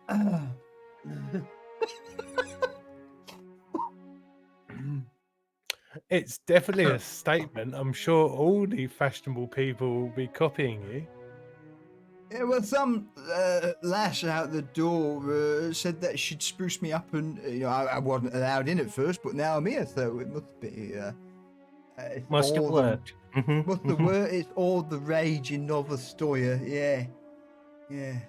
I am a fisted gentleman. You certainly are. So, would you care to try your luck at our little competition this evening?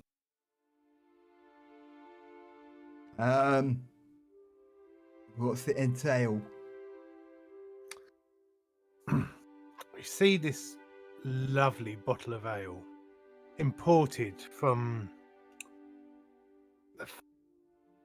the far west, where the sun still shines. It's come from the Black Empire. Really? Yes, Oh, from the that's Honey got- Hills Brewery. It's got to be some good stuff. Will it get you wankered?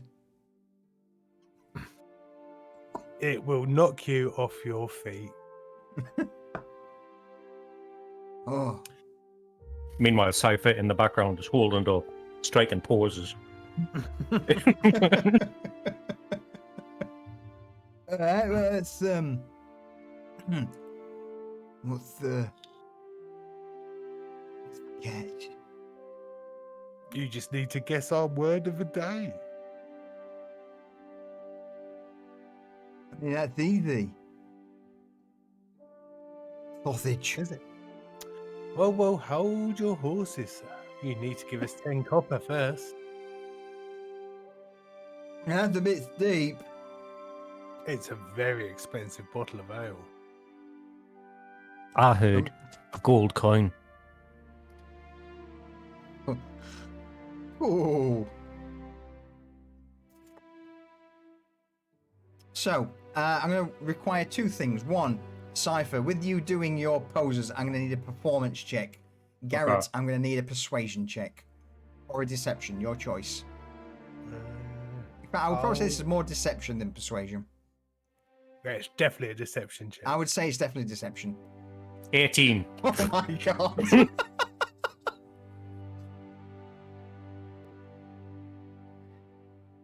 So, add together. I think I'm going to just do my thing with that. Yeah, okay.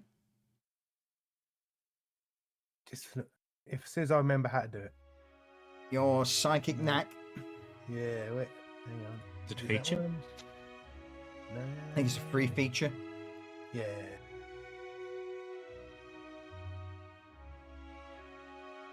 There we go. We'll add another 2 on that. Make it 10. 10. All right. So you both easily convince him. How does this look? What do you both do? Have you watched Dragon Ball Z? Yes. Do you know In the my Ginyu youth. Force? In my youth, I have indeed. Yeah. Do you know what the Ginyu Force is? If so, you know exactly what I'm doing. Is that the sort of Silly Finger dancey point. poses. yeah, yeah. Just ridiculous poses like, Okay. for no reason, while holding his bottle above his head.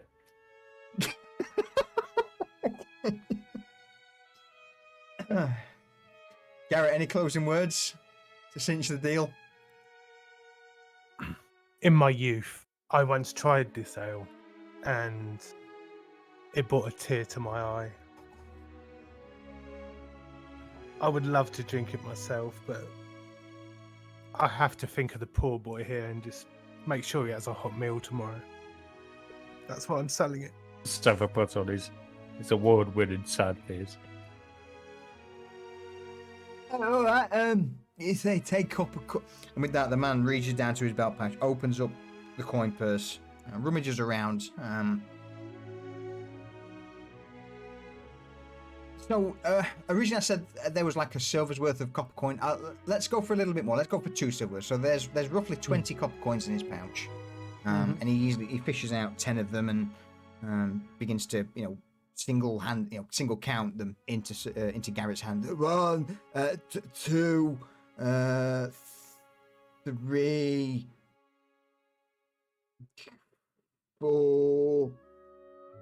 Roll me a twist of fate, Garrett. All right, you get 10 copper coins. Okay. Fair.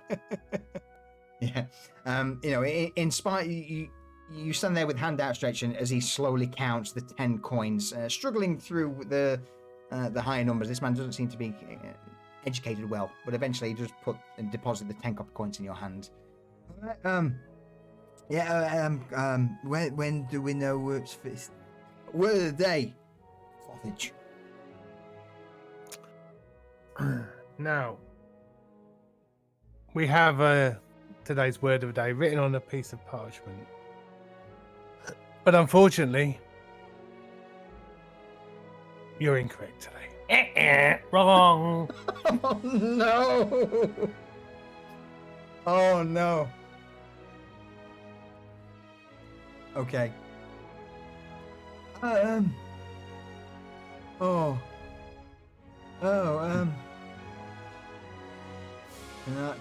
Can I see the parchment for the word of the day?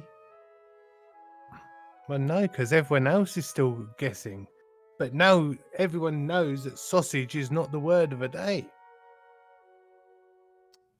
But if you're still here at the end of the night, we will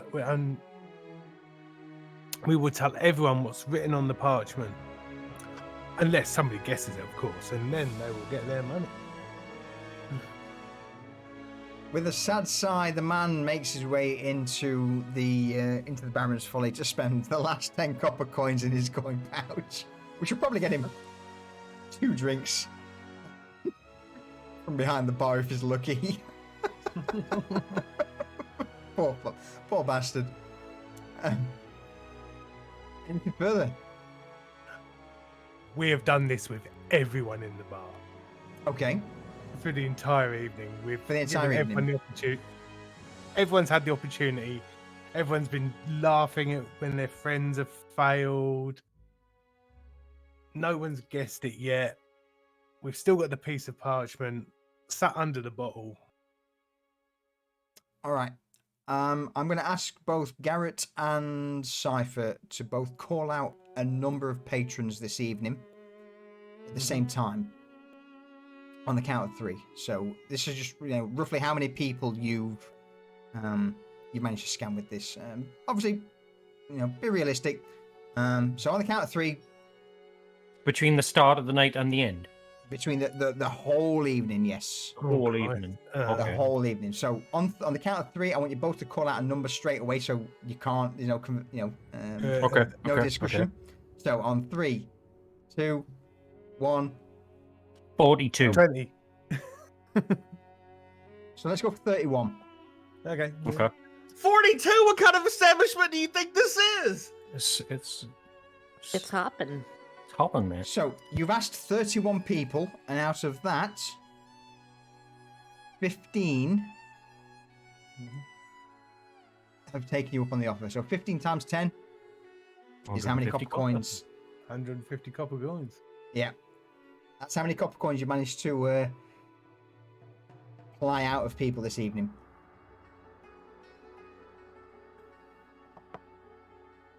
Nice.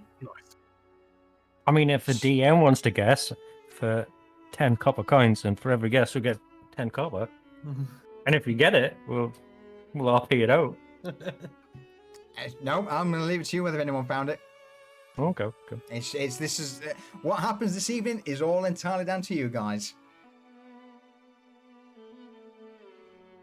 I am, as I say, leaving the creative and the monetary aspect to you all. So your 250 copper so far certainly beats the 8 copper from. In fact, Vanya. So over the course of the entire evening, how many people did you say? 32.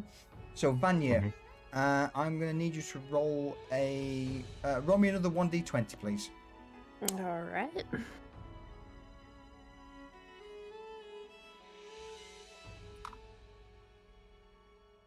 That's a good roll. Times that by 2. That's also the copy you managed to, again, through the space of the entire evening. So you get 32 copper on top of what else you got earlier. Still not as good as them, but No. you know, mine's an honest day's work. So did you at this stage,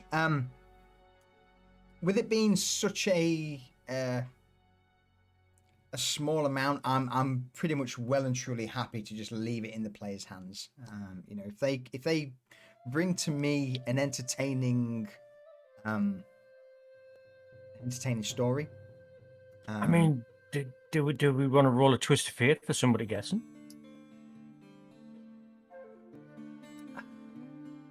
I'll roll it. Well, we will let Observer roll the twist of fate. Or not. I'll do it myself.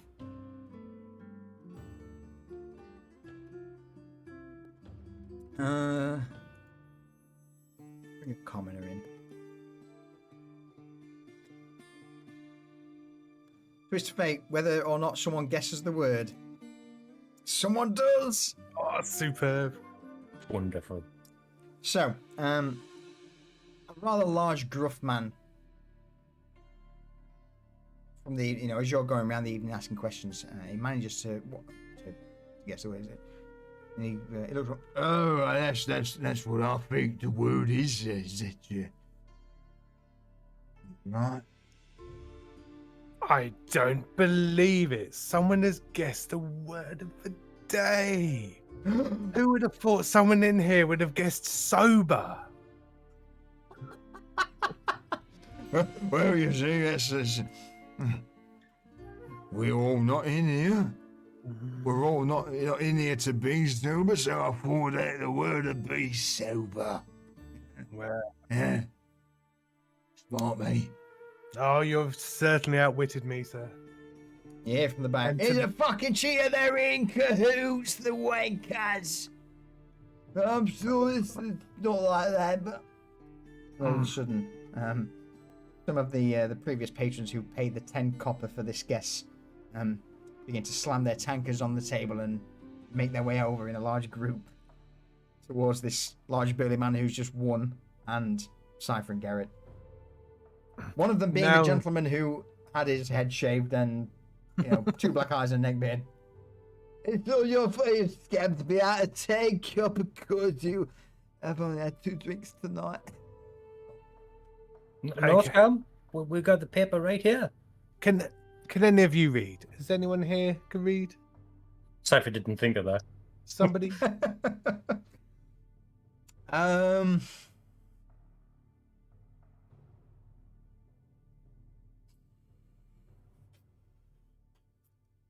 At that, one man, a single individual, steps forward.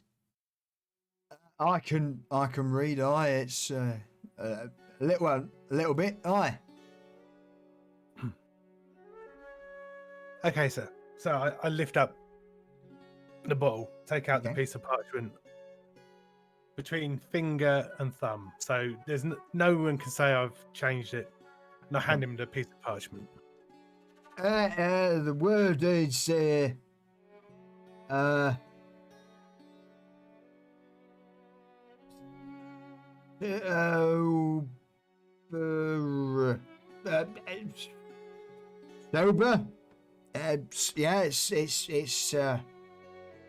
it's sober.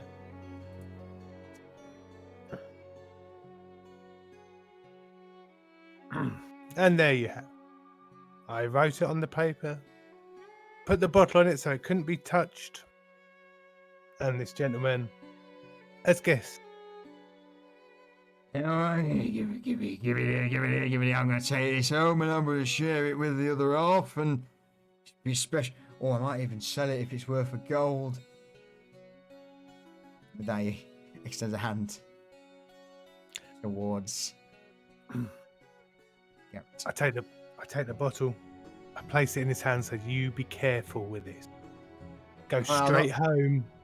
It's worth a lot of money, and you don't want any of these ruffians chasing you for it. Oh, don't worry about that.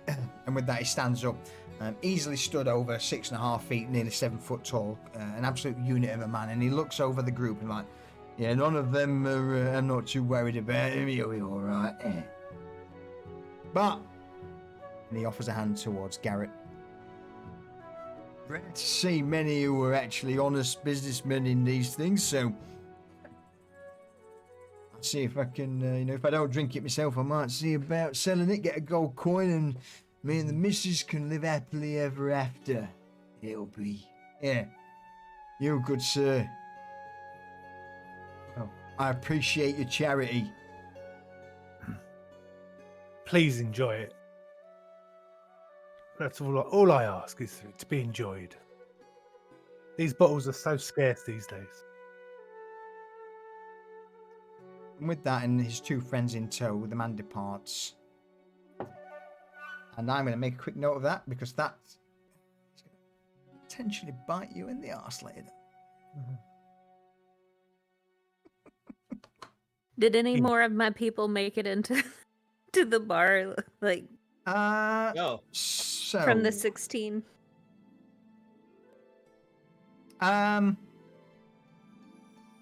We already rolled for that. No. Yeah, he did. Yeah, so no, Oh, okay. no, they didn't. Only the one got in. The rest. I just wanted to see a sea of my people in there. Yeah, no, they didn't. They're on a large group of mangled neckbeards with black eyes. Maybe they can start their own gang outside the bar.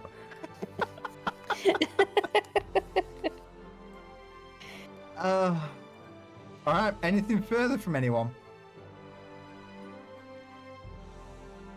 No, I believe our work here is done. Yep. I've scammed enough people for one night. Absolutely. All right. So I'm going to call a quick be right back for there, and then we'll move on to the next bit. So I will be right back. Pee break. Pee break. Pee break and refill the clock. I mean, you're not wrong, Durs. You're not wrong. I appreciate that, mate. Right. Be right back. Won't be a second.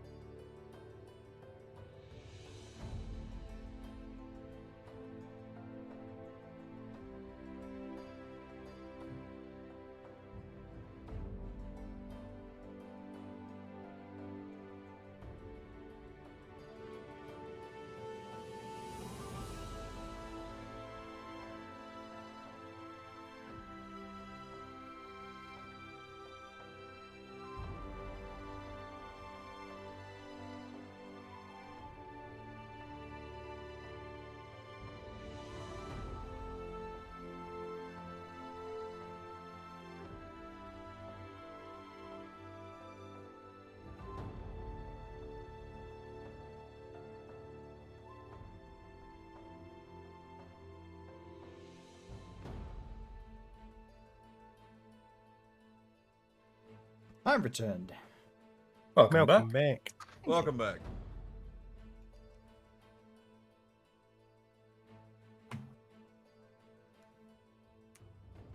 Oh, okay.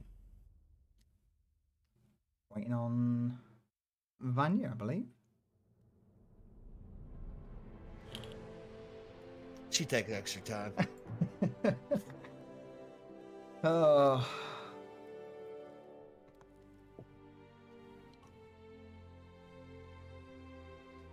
What do you call the old cup?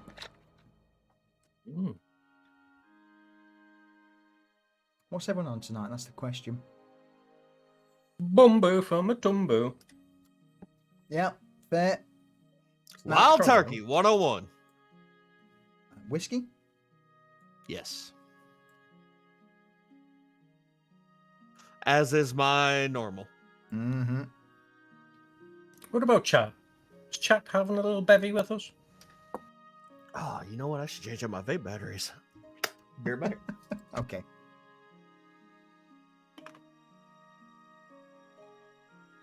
Just finished off a Manhattan. Ooh, good choice, sir. Good Suit choice. you, sir. Suit you. Back. Welcome back. Welcome back. Ah.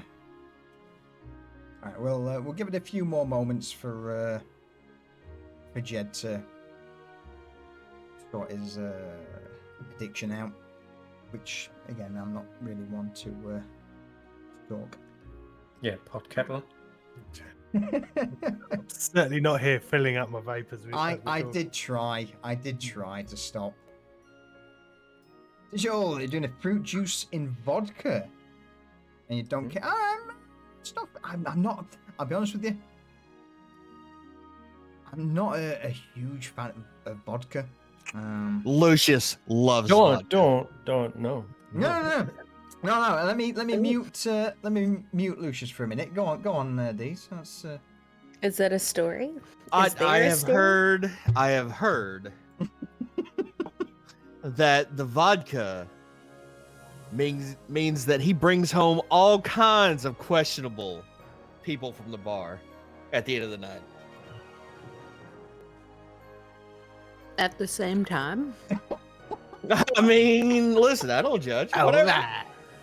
Possibly. There we go.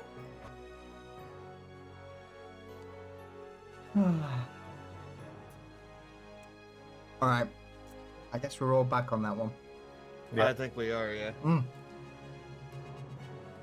As oh, hang on. Just Smith's got a shot of Scapa Galanza, peaty whiskey. Very nice. Very nice. I've got some squash. Oh. Wait, do you really have some scotch? Squash. Oh, squash.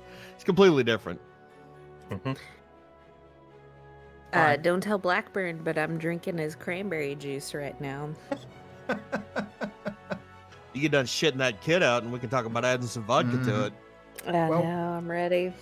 Very, very soon with Pride, we'll get to a point where we should have a little bit of a sort of a comparison to part of the ship, part of the crew. It's just obviously at the moment, because we're only in the third episode, just trying to establish you guys in the world before we start introducing NPCs. Okay. All right. So as the night continues, and eventually the early hours of the morning begin to creep in, the rest of the punters disperse from the Baron's Folly, leaving you all to head indoors and have a chat with Julian. Esmond's been suspiciously absent for the entire evening. Entire evening. Entire evening. Yeah. Since he made his way upstairs, he's been no one's seen no hide nor hair of him. Is that normal for him? He mentioned he had a special friend, if you remember. Yeah. I was just okay. Just wondering if he's lying dead, stabbed by somebody who's supposed to be shagging. You know? So as you begin to make your way inside, at this point, the entire clientele of the Baron's Folly have departed, and only Julian, Layala, Francis, and yourselves remain. Julian looks up from the bar. Well, that was actually a pretty successful evening. Yeah, No it was. fights. Cypher jingles his fucking money pouch. Oh, well, I was about to say successful in the fact that there was no fighting, but the actual bar sales were down. Would you happen to know anything about that? Nope. And he tucks it back into his fucking inside pocket. Roll me a sleight of hand check.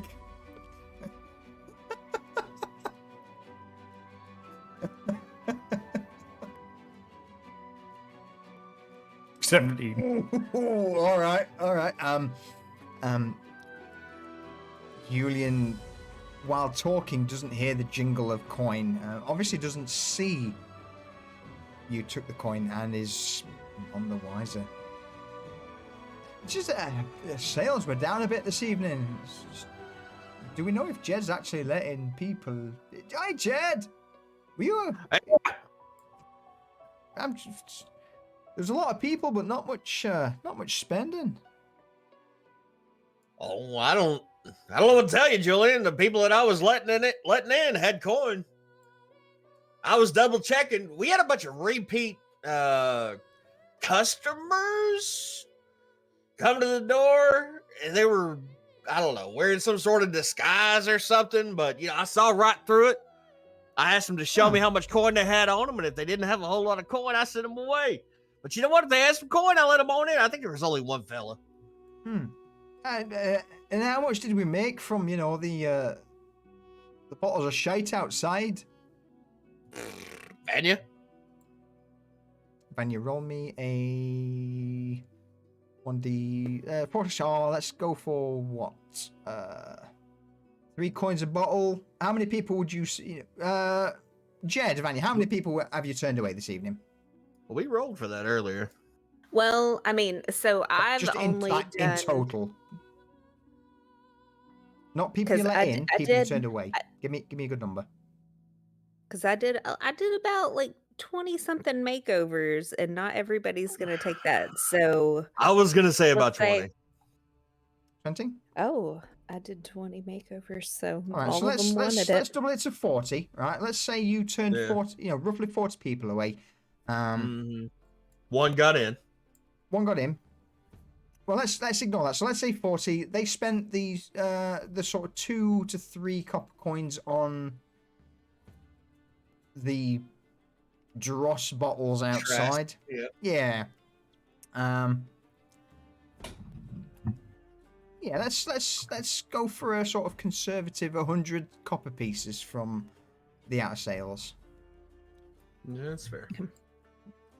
So she looks in the pouch. There's about 100 copper pieces in here, give or Fucking take. hell.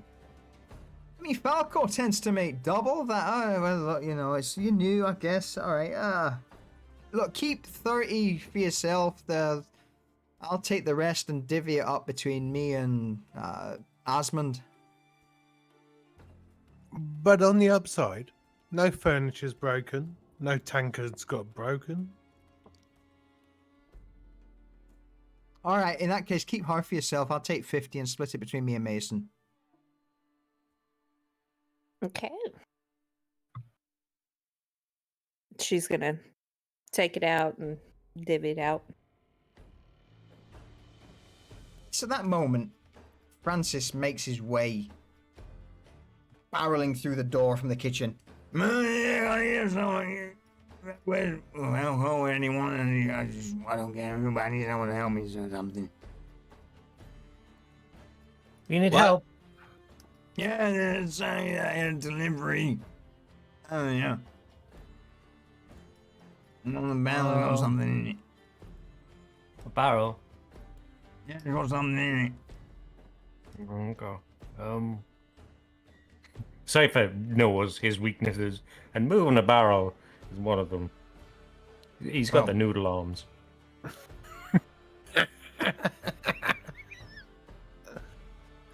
The fuck did he just say? He needs a help moving a barrel. There's something in it. All right, I got it. I'll help him.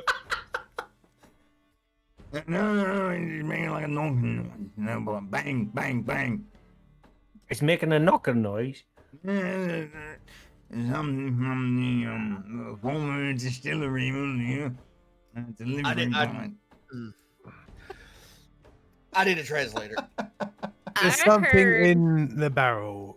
And it's Bang, bang, probably bang. come from the brewery. Okay. No, I need a translator to go with me. Oh, okay. Come on, I'll come as well. Thank you, Garrett. I just want to see what's in the barrel now. Okay. Yeah, Vanya's going too. She has You're all nothing going better down. to do. You Yeah. couldn't keep Cypher away, could you? He'd be like, let me see. All right. So, Francis begins to lead you into the kitchen, and eventually, opening the back door, he leads you into the cellar of the Baron's Folly. Not got any token. Can you guys see this scene? Yeah. Yeah, All yeah. right, bear with me because The DM can't. the DM can't. There we Yeah. go. Fuck! All right. So as you step in to the cellar, I remember the song I made of you with the old jack traps. Just be careful of them. They'll be wrong. Jed raises a questionable eyebrow at Garrett.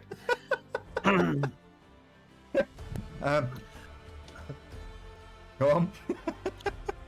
I'm not gonna lie, I was eating a Ritz biscuit and I didn't. All right. Guys, I think I heard traps.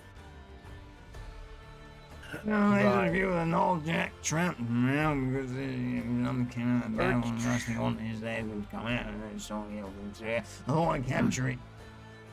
He says Or he's laid some tramp. traps down. And old Okay. jacks.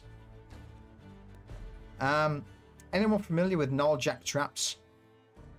No. No. Anyone would? Anyone think? And is anyone a sort of potentially a trapper or would have experience with traps? If you think you do, roll me a history check. As I've got one in my kit. I was gonna say that ain't me. Yeah, it's like that's definitely not Vanya coming from the comfy life. All right, Garrett. As you quickly glance around the dark, dingy interior of the cellar, you do notice several traps that have been laid down, and you realize these things are called gnarljack traps. In a nutshell, they're somewhat animated bear traps. Anyone who gets close to them, they will spring to life. Any movement whatsoever close to these things, and they will lash out and grab onto you. It's not metal. As you look towards Francis, he's got this beaming, shit-eating grin on his face. And if anything came out, he says the old jacks and get him. There's a barrel in the back. And he points towards the back end of the room, towards the sort of right-hand side. Francis, you can disarm these traps, can't you? No, we just set him. Hey, you gotta break him. I hate you. Garrett, what the fuck are we doing here? You can't disarm the traps. You have to break them. There are at least 4 in the room, covering the entrance into the bag, and who knows however many. Alright. right. So Garrett, like, you have to break them or you have to set them off? So Narjax basically once Garrett, you know that once you set them off, because they are magically animated, they will just continue to basically gnaw and bite into anything close by. They don't stop chomping. They are instead of trying to trap something, they are usually set to kill. No, we have to destroy them. Seems terribly inefficient for money. Well, I mean, I didn't know what to do. You know, you're all visit. I don't want to throw a few Norjacks down, and I may have put a few too many. So, Yeah. But I ain't. Maybe none.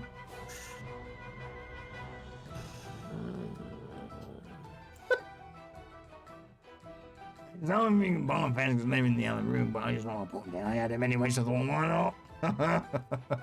Francis just at this point is just giggling to himself, looking rather smug. Whatever in that barrel's all down, yeah, I was gonna get cold and eating. Everything there is bones. So Jed points at Francis and looks at Garrett and says, I don't know what the fuck he just said, but I'm down here to move a barrel, Garrett. Figure it out. I don't move barrel, there's something in the barrel, I think she's like knocking noise, like bang, bang, bang, bang, bang, bang. Bang, bang, bang, bang. He says there's a knocking noise coming from inside the barrel. Okay. Cypher shuffled over and he's looking straight down and he goes, the big one at the back. Yeah, well, yeah, a really big one I delivered earlier from Hallmark Distillery. Meant to be some new ale, but something here, I think. Not sure. Jed walks behind Cypher. Directly behind Cypher, not going in front of him at all.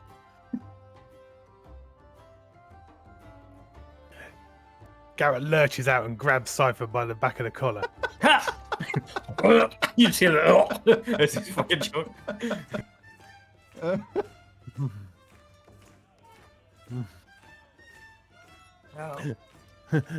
Stay behind me, please.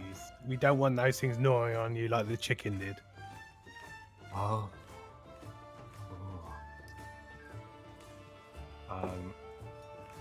And Cypher looks at that one on the ground Yep. there, and he goes, For all intents and purposes, they do look like bear traps on the ground. But as you begin to approach it, you notice that the one closer you start to quiver, and the jaws begin to shake, and it just seems to move a few centimeters, a few inches towards you in your direction just by using this shaking movement. Vanya, cover Francis's eyes. Okay. So she's going to slam him up against the wall. Oh, right. And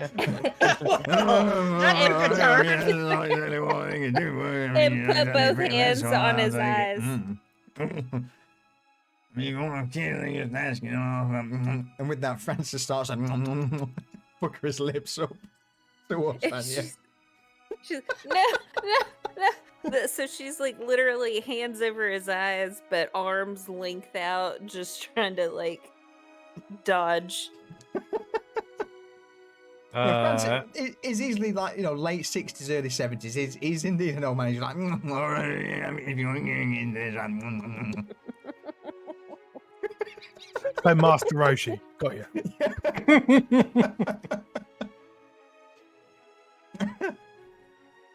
I tell you what, I start watching Dragon Ball Z, and y'all motherfuckers just bringing all kinds of Dragon Ball Z references. And while this is going on, you hear a few words of abyssal just whisper out of Cypher's mouth, and the lights start flickering, and The a shadowy shape of a little boy just appears in the wall. Jed takes a step back.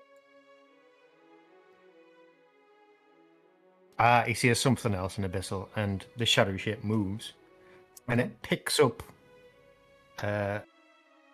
this one, Yep. and moves it and drops it on Oh shit. Okay. this one. Immediately, the two traps are dropped next to each other. They just both of them start shaking on the ground. Nothing happens. Yeah, they're very nice home magic.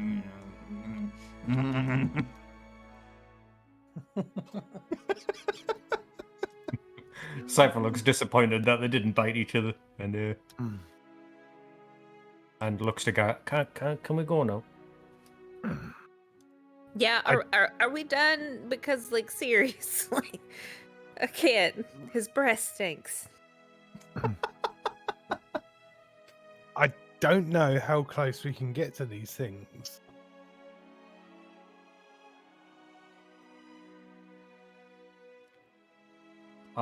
Okay. Fuck it! And Jed starts walking forward. In that case, roll me initiative, everyone. As soon as you begin to step forward, No combat account. my bad. Try again.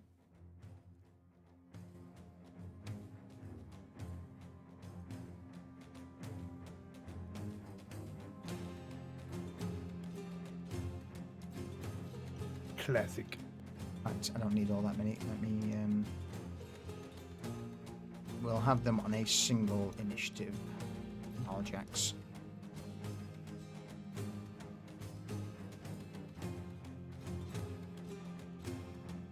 Okay. All right. So, Jed, as you begin to step forward, you notice that the various Narjack traps just begin to shudder and shake and begin to move. Again, only inches in your direction, but you're pretty confident that they can't strike out at this range. Mm-hmm. Cypher, over to you.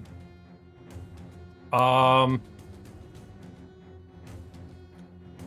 gonna do the same again and use Helpful Shade. Helpful Shade's still kicking about, so Okay. So the same thing is gonna move that one Yeah. further south, away from us, just towards his friends down south. Like, Okay. I think I There? can move Yep. like 30 feet, so yeah, down to Yeah. there. He's So you like, just see this trap just immediately kicked over towards a few of the other Narjack traps.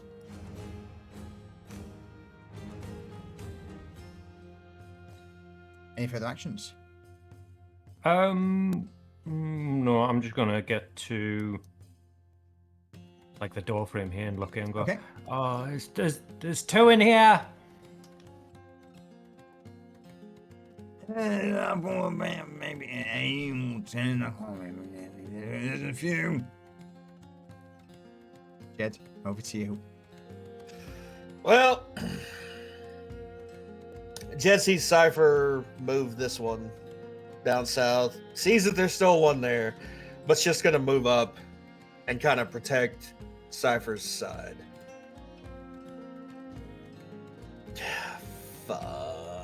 Fuck it. You know what? Fuck it. Okay. Okay. Balls deep. So, as you move past the closest Knoll Jack trap, in spite of it shuddering and shimmering towards you, it doesn't lash out. You don't seem to be anywhere close to it. And at this stage, you notice that there seems to be chains on them.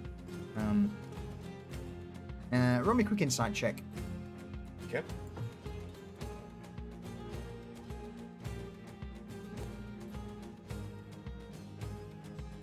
Never mind. Any further actions?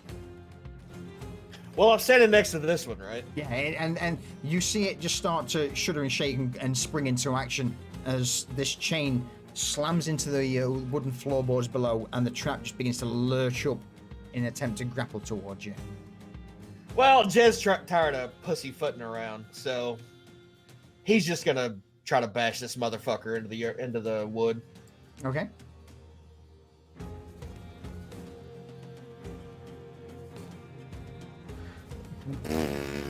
You swing far too early, and just as you swing and thinking the trap's going to activate, it doesn't. Just after your cudgel swings over the top of it, that's when it jumps into action. Any further actions? I'm just gonna yell "fuck" and then no. Vanya? All right. Well, she's gonna tell Francis to stay where he's at.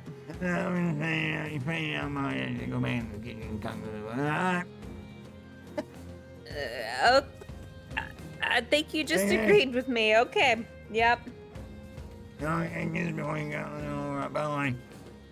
So she's gonna move her. She's gonna move 15 feet here. Just ignore what's going on behind her because she has no idea, but is like grossed out all like. Okay. And then she's gonna move her full movement here. Sure. Now, question: can these? Will they tell, like, if you cast an illusion or something, will they lash out at it? Roll me an insight check. Okay.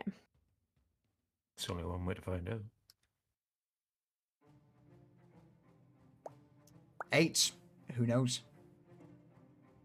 Okay, so the only thing I will say is you did see Cypher's shade or shadow move them, and they didn't react to that. So make of that what you will.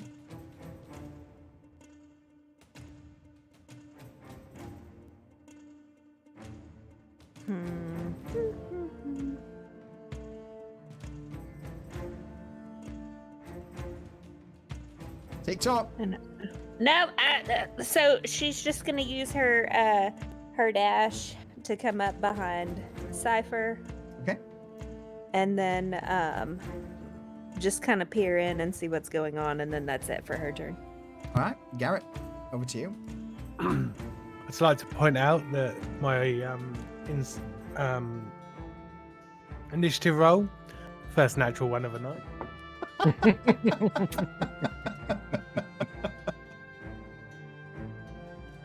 Yeah. All right, if you're going in that direction there, you will pass by within 5 feet of one of the Gnarl Jacks. Okay. I'll take that back then. You'll take it. All right. As No, you... no, I said I'll take it back. Okay, that's fair. So I'll go 5 feet there, 15 to there, yeah. 10 to there, Yeah, 25. and there to Fine. 30. Okay.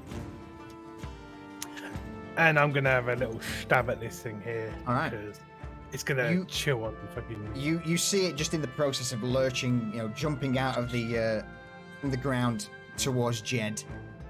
His metal jaws outstretched as if to try and grapple onto him. Mm-hmm.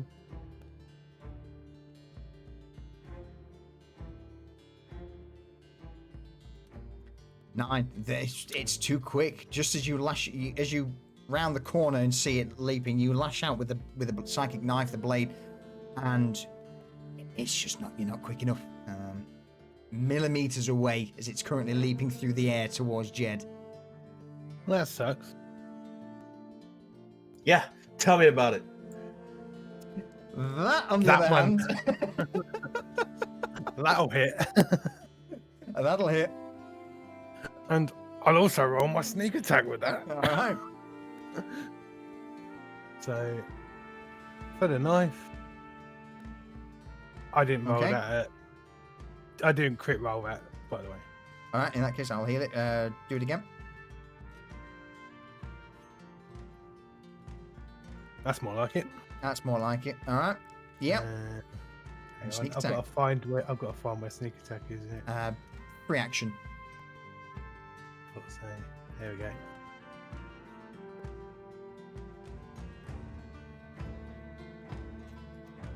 All right. What happens is this Gnarl Jack trap begins to leap forward towards. As the Jed.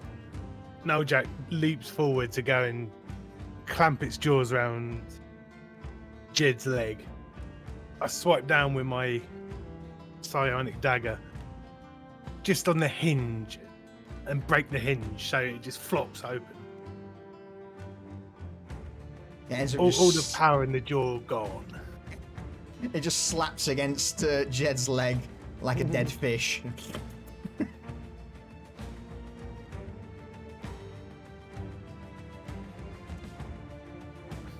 Any further actions?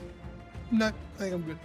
All right, Nullajacks, they can't move. They're inanimate objects, constructs. Cypher, over to you. I'm gonna cast Helpful Shade and have my little buddy Okay.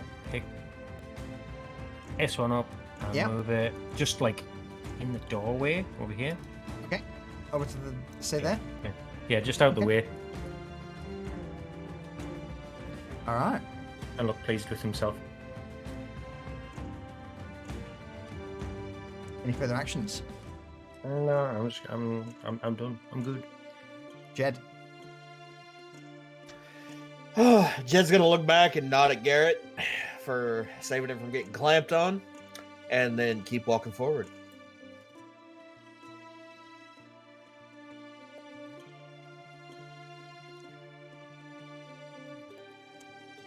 As you step into the doorway, you notice another one. Yep. Immediately, that springs into action. Jed's gonna take a swing down at that one.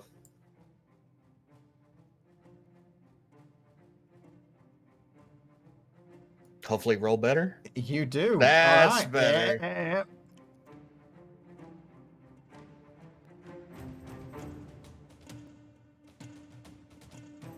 All right. It's not enough to shatter the thing, but you knock it to the ground, and immediately it seems to spring up almost like a snake, hover in the air. Any further actions? No further actions. All right, Vanya, over to you. Can Vanya squeeze by Garrett? Up to Garrett. Yup. Okay. So she's gonna squeeze by him and go her 30 feet. And she's gonna climb up on top of these barrels so that she can Okay. be taller than Jed, Okay. hopefully. Yeah.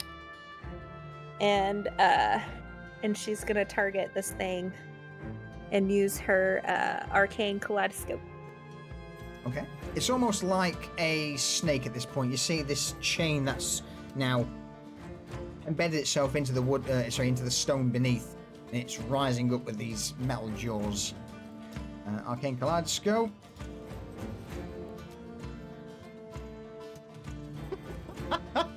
No, Yes. it fails. It knows nothing.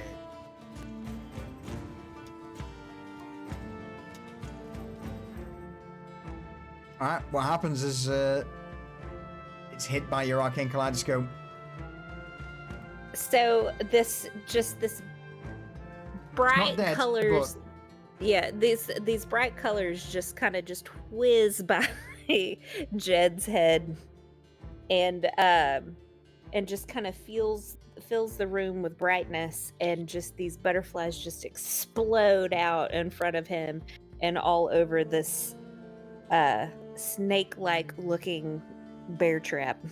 You see shards of metal just launched backwards into the stonework behind, but not enough to completely disable the trap. Any further actions? Nope. Garrett. Well, there's no getting past this man melting in the doorway.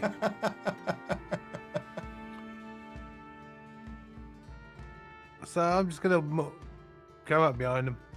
Now ready in action for anything that comes within range of me. Okay.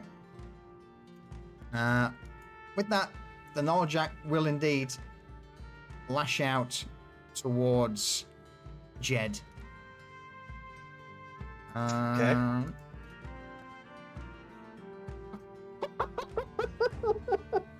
Did you fucking crit?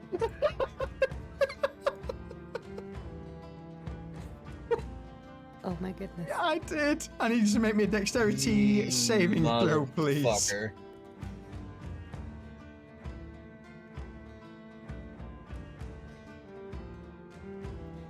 $14. All right. So as the Gnarljack lurches out, it bites directly into your calf and then just whips back, dropping you to the ground. And 15 points of piercing damage. A mix of the trap itself lashing into you and the whiplash effect of you hitting the stonework below. God damn, that's half my fucking life! Cypher, over to you. Just quickly before that. Yep. Now it's prone. Prone? Can Yes, I you use can. my reaction? Absolutely. To throw a knife at it? Yep. Sure. I'll wait till after. No, I'll do it now as a reaction. It's part of its turn. Go for it. Okay. So as Jed's dropped to the ground, you see this Gnarljack trap just again rear up, and the springs in the mouth just open up once again. 11's not enough, but as you launch the knife out, it just seems to pass through the gap of the jaws.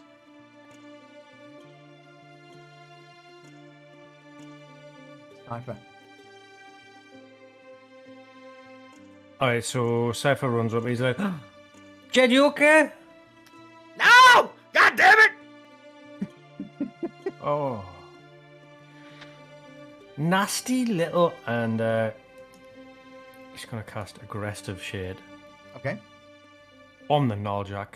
So his little child turns into a big hulking shadow, and it picks up the Gnarljack and yeets it against the wall. Okay. No. It's very bad at dexterity because it's immovable. But not that bad, obviously. Not Oh, that wow, bad. really? Hang on a minute. Actually, no, it's tell a lie. It's actually pretty dexterous. It's with it being almost like a snake.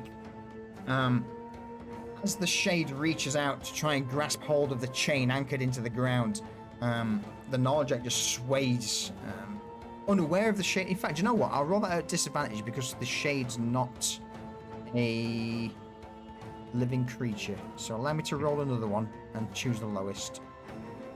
All right, there's 15. So no, even at the last moment, just as the shade reaches out towards it, the Gnarljack just seems to swerve to the left, avoiding the grasp of the shade.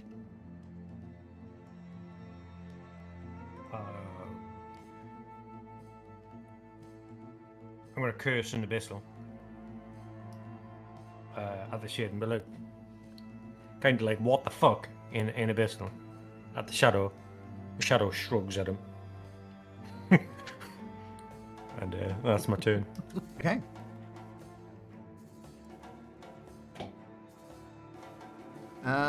Jed, over to you. Well, Jed's pissed. He's got a chunk taken out of his calf by this fucking automated goddamn bear trap that fucking Francis put 20 of goddamn down here. So he's gonna use his movement to Yep. stand up. Okay, that takes half your movement. Yep. Thank you, So Des. he's not prone anymore. Correct. I'll get rid of that for you. He's gonna step forward up to this motherfucker. Mm-hmm. Turn toward it. And bring both his shield and cudgel down at the same time on top of it. Okay.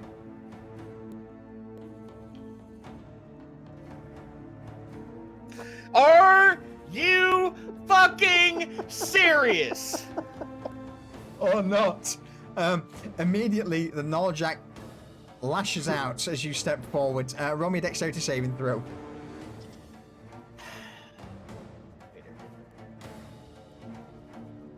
You are knocked prone.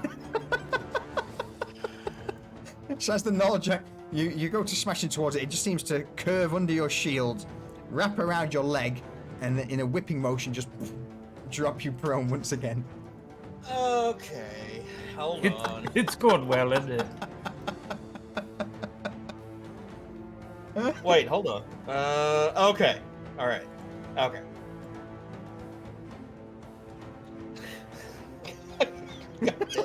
How much damage did that do?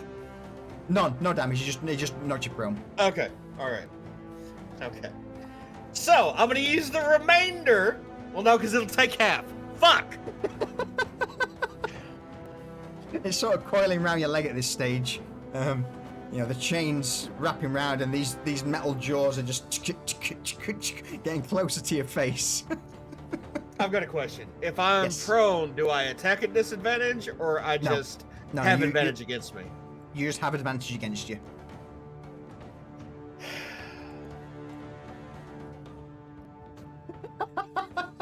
Yep. So I'm gonna action surge and fucking swing out of this bitch one more again. Okay.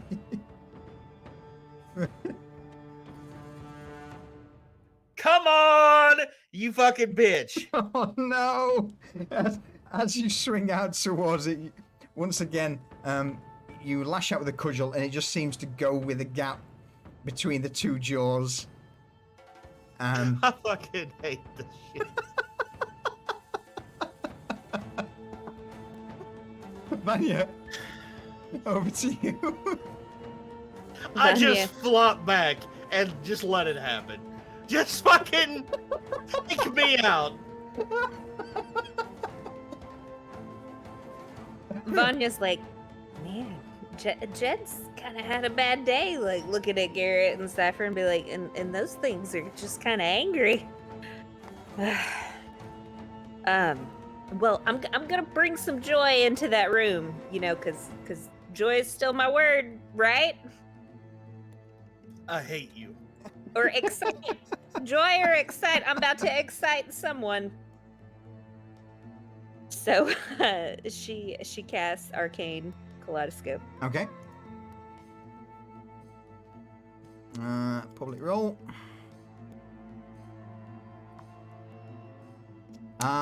Fails.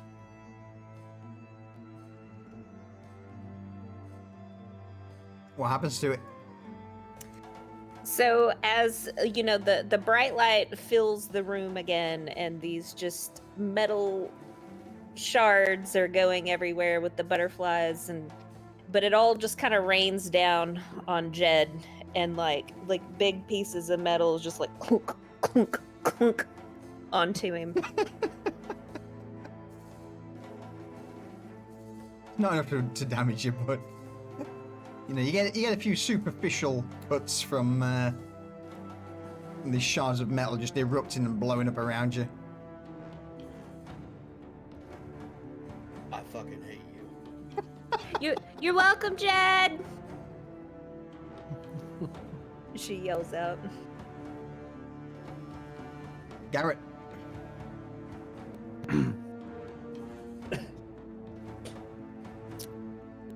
Okay. I'm gonna.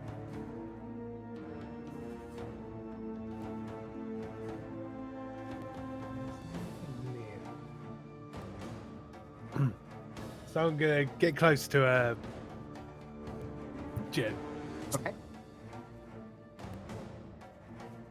Take a bit of this linen cloth that's hanging on the wall.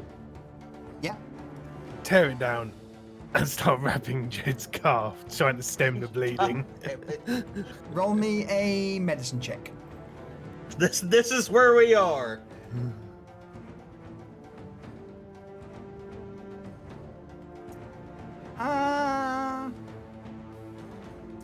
I will allow Jed to stand up, and I will give him a single HP as healing. Thank you, Daddy.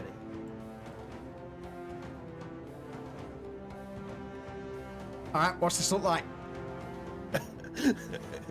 Okay, I just tear this piece of horrible cloth off the wall that's just hanging there. Christ knows what it was, but Basically, it's a cloth used to clean old barrels, so it's got the smell of, you know, sort of rancid, stale ale. oh, Jed will love it. It'll be And I just roughly wrap it round Jed's scarf, taking a bit of string from my pouch just to hold it in place. Jed will put his hand on Garrett's shoulder and use Garrett to push himself up. And look down at Garrett and say, fucking Francis owes me some goddamn leg meat.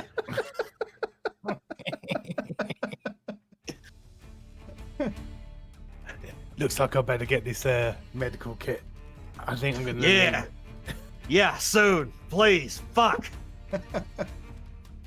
Now, with you both being in the room and this exchange beginning to occur, Garrett, Jed, you begin to hear the barrel, the large ale barrel just off that's been stuck in the corner, begin to... There's something inside banging against the wooden top. Are we still on initiative order? Still initiative order. Okay. Garrett, any further actions? No, that'll be my action to All do right. that. So, with that, immediately you see Jed and Garrett as you look at this barrel. The tap begins to just inch very slowly out for the first few bangs, and then all of a sudden it shoots out. Jed, Garrett, Cypher, I need you all to make me a dexterity saving throw.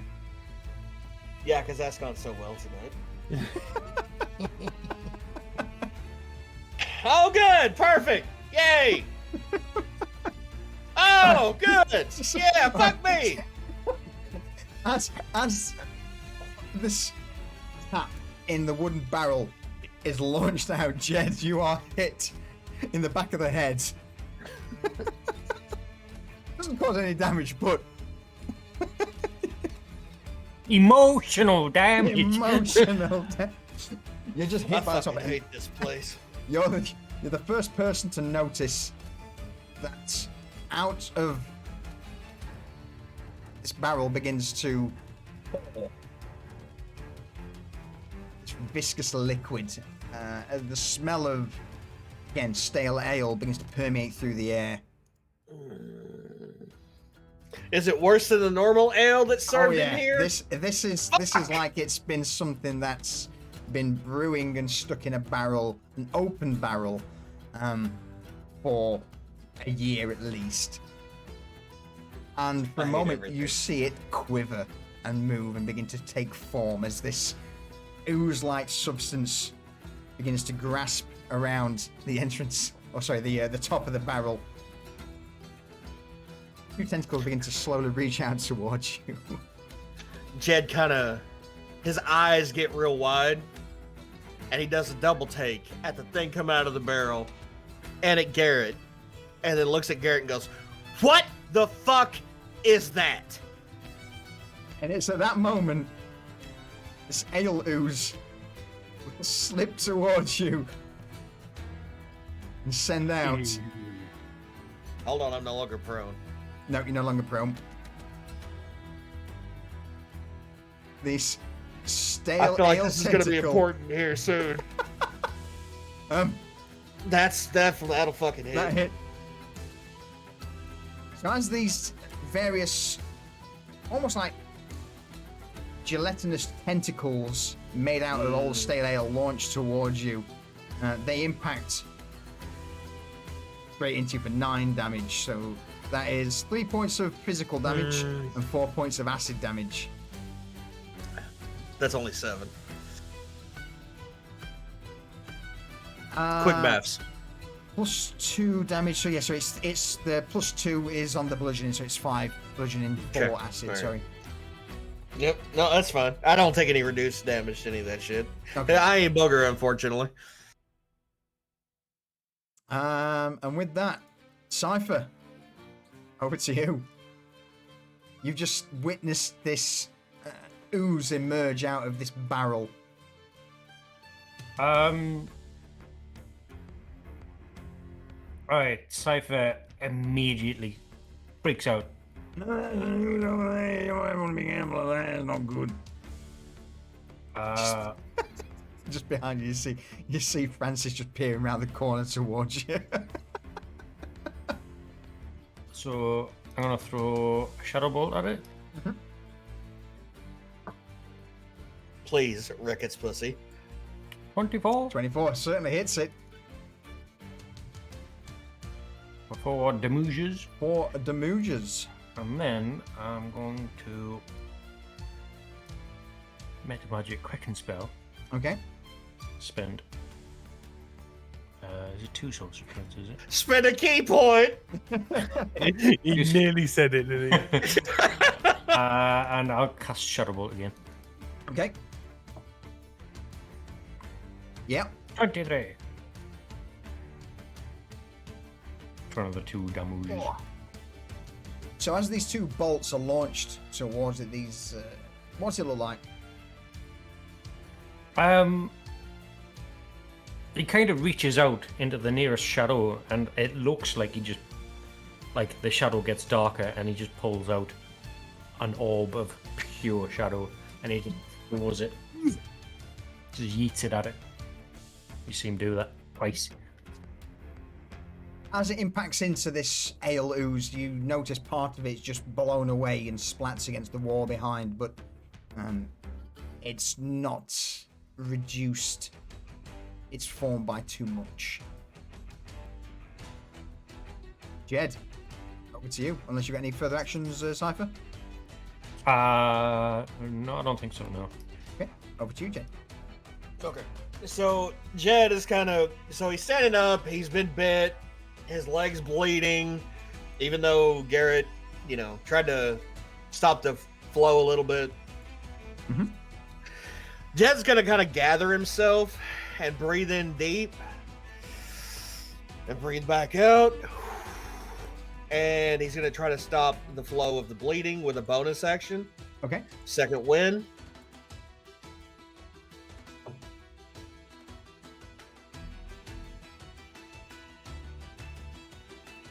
Gonna regain 12 HP. Okay. And then as his normal action, he's gonna start wailing on this big motherfucker.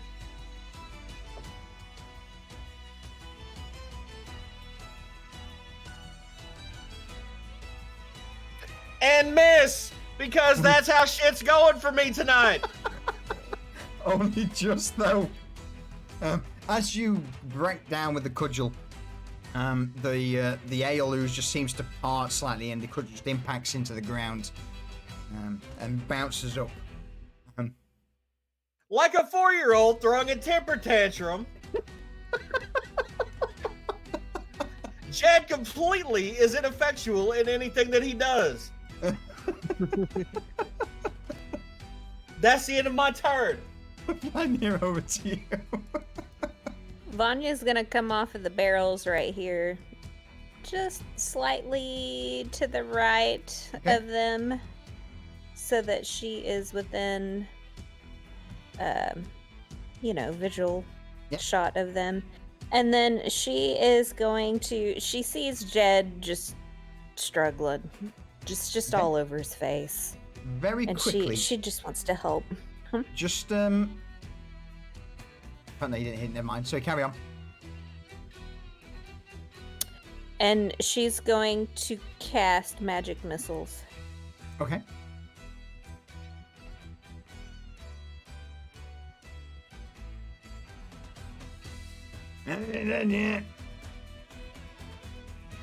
Now you roll it 3 times. Come on, Francis!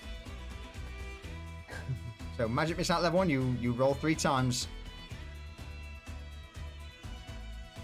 And so when these go, they're like at the end of each one of them, it looks like just this beautiful different, like each one has a different colored like unicorn, where the unicorn is going in there and just stabbing the shit out of the ooze. The ooze just begins to blow away. At this point,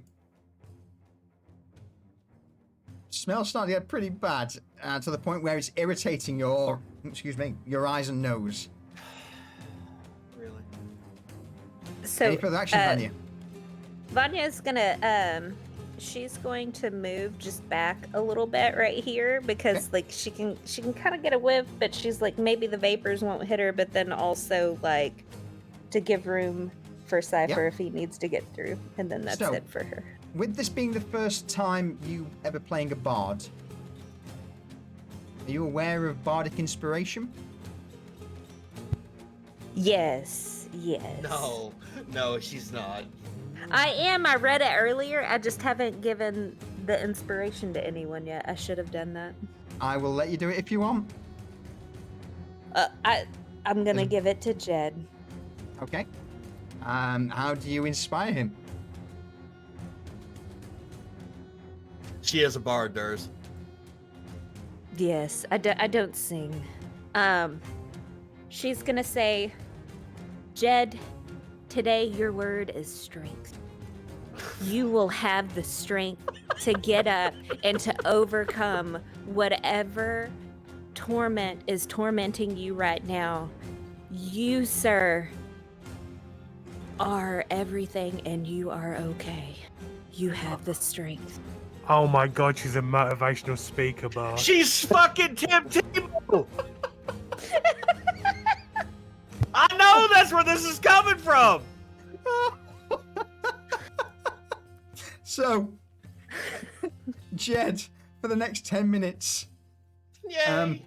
for any ability check, attack roll, or saving throw, you can add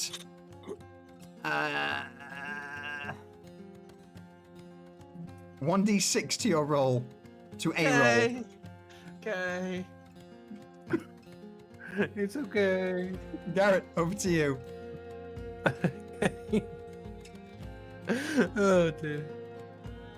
I'm gonna squeeze around Jed. Okay. And we'll start stabbing this thing. Okay. I almost said I'm gonna blast this thing. I'm just gonna put that out there. 23 hits. 23. So 5 damages.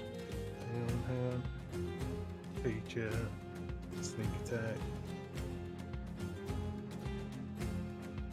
And another 5. Okay.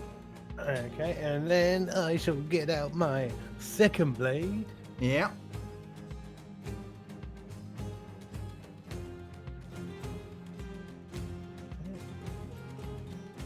Twenty-two hits. 22.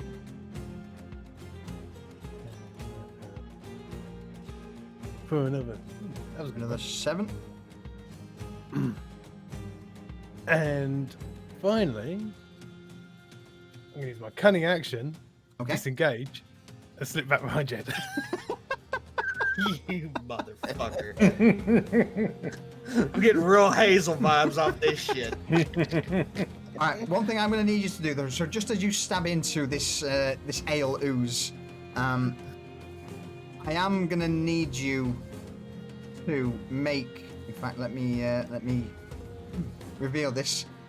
Garrett, I'm going to need you to make me a Constitution saving throw against this yeasty exhume. Yummy. Just Garrett or me too? Just Garrett. No, you didn't hit Okay. it. All right, you pass. You're good. All right. So, luckily, no effect there.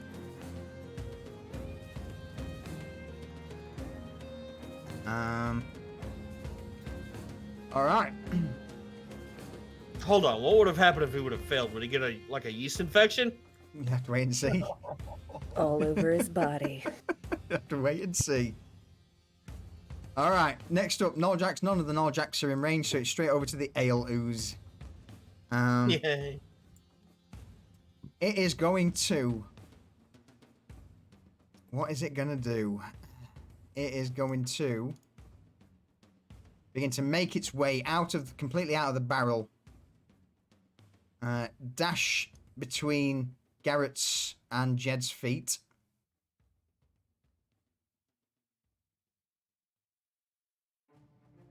Onto the wall beside Vanya and Cypher. So you just notice the thing just begin to emerge out of the barrel wheat between your feet and then just stick to the wall, where then it will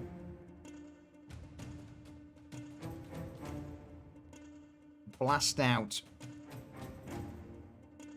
with this alcoholic spew. I need everyone to make me a dexterity saving throw. I'm so fucked.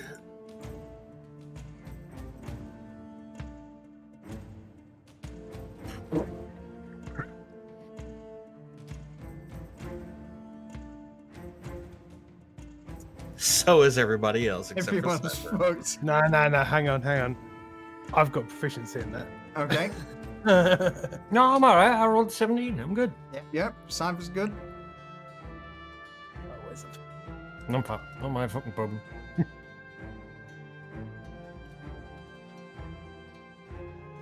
Number 2, does that make any difference? No. No. So everyone Okay, takes get that. 9 points of acid damage apart from Cypher, where you take half. So as this ooze latches onto the wall, it just begins to pump out this strong smell of stale ale just begins to permeate through the tavern to the point where it's acidic to your eyes. You breathe it in and you begin to cough and splutter.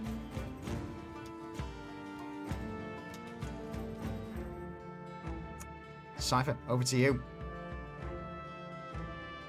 So coughing and spluttering, Cypher's like, stupid fucking blob! And then he's gonna use the aggressive shade to pick up the null trap and throw it at the slime. Oh shit, okay.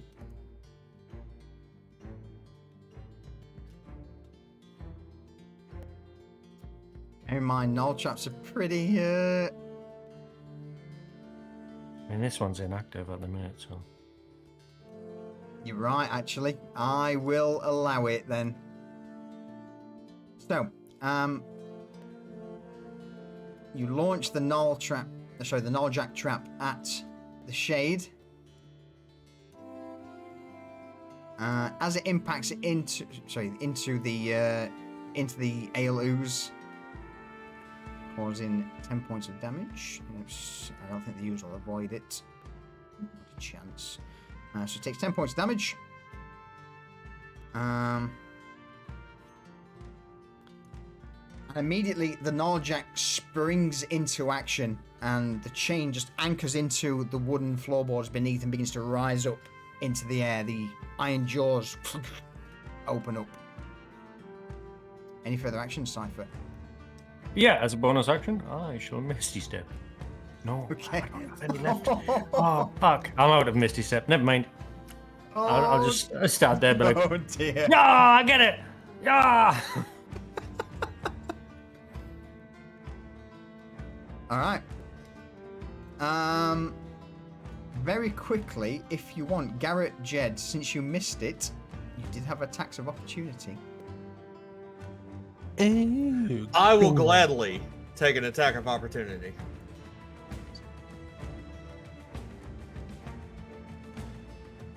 Because I'm kind like that. You are a great DM. Yep. Jed hits. 7, okay.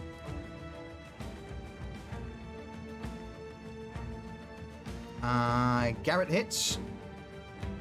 It's a huge blob of ooze. It's hard to miss. 5 points of damage, okay. Yeah, you would think so, wouldn't you? Unless you roll a 6. Okay. Jed, so straight over to your turn. So again, this will happen as the ooze was moving. You managed to both just slam down towards it and carve part of the gelatinous mass of this thing away and flinging it into the side of the room.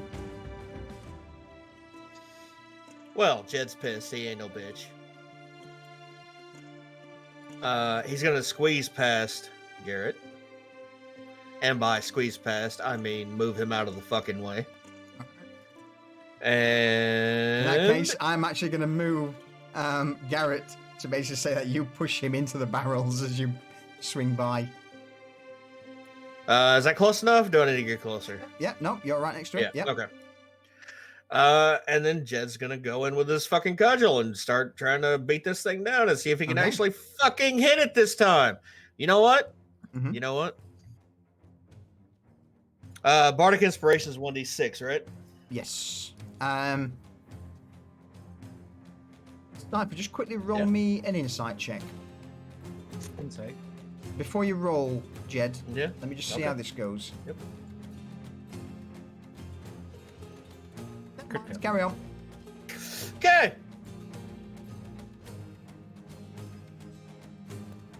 Okay. That's in addition to my attack roll. Okay.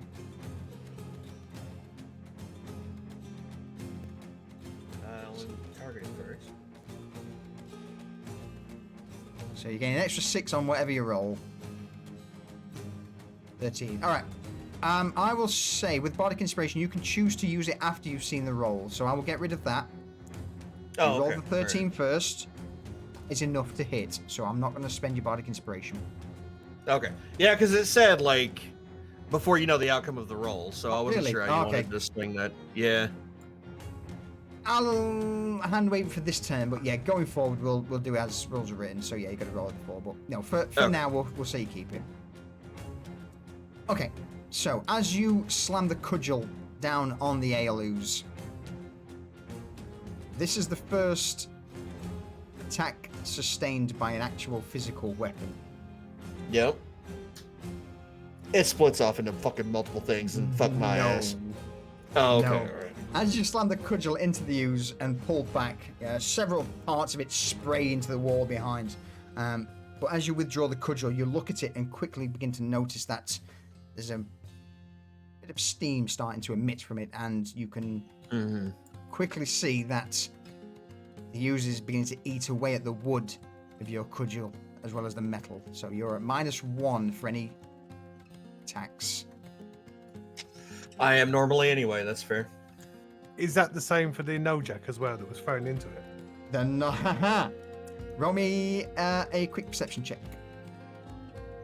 Moi? I just noticed it took damage.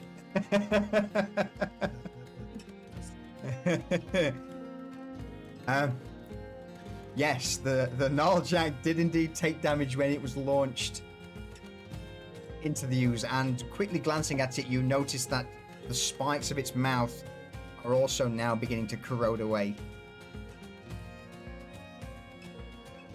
Cool. All right. So hold on, Solution. Do I or do I not still have Bardic Inspiration? I'm You confused do. about For, it. for now, Okay, yes. Normally you wouldn't because Okay. you used it, but because it's the first time we've ever used it, I'll hand wave it this time. All right. Thank you. And in the future, do I need to roll it first or second? Yes, in future, roll it first. Okay. Don't you roll it second? You make your roll and then you choose to use the Bardic Inspiration, but before you find out the roll.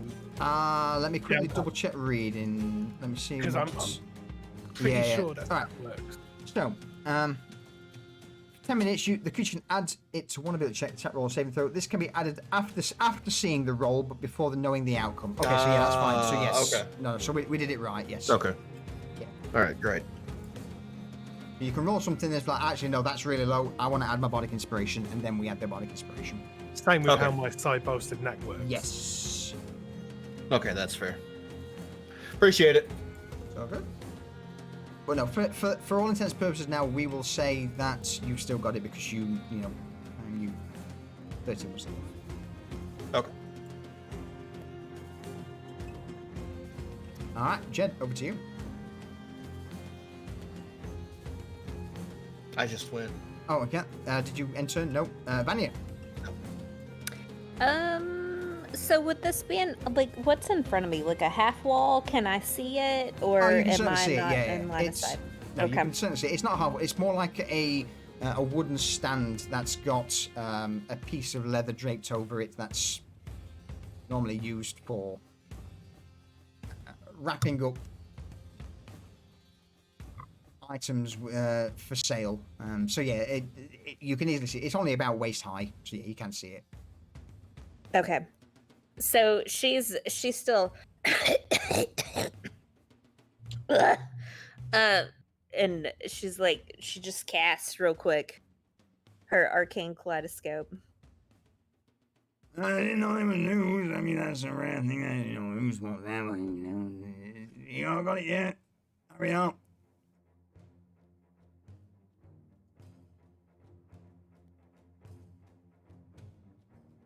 It fails miserably. It's terrible at intelligence saving throws. Oh my goodness. Oh.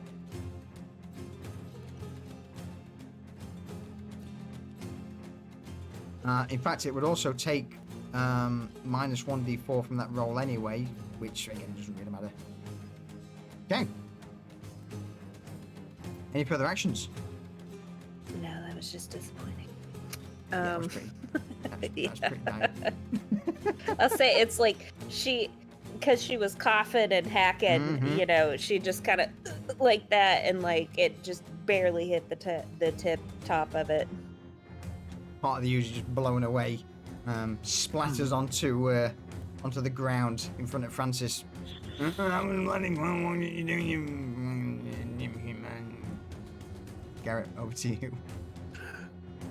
Okay, well, I'm going to move off the barrels around the The Nulljack, yep. null jack. That's the word. And I'm gonna stab this big blobby thing again. Okay.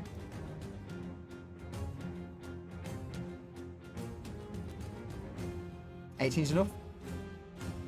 Damage. 10 points damage. Sneak attack. For another 8. Another 8. Okay. Stonks. And I'll give it another go. Yep. 16. Is it also enough? Lovely. It's not exactly hard to miss with it being a giant gelatinous blob. So I'll do that. Okay.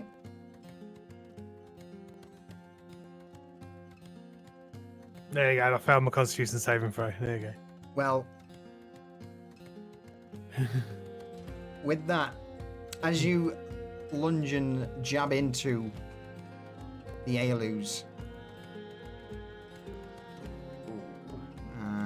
it would That's be... 2. It's not showing up on my thing for some reason. Bear with me.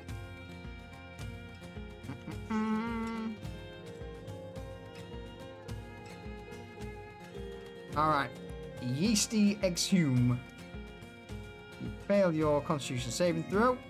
So you are currently poisoned to the Lovely. end of your next turn.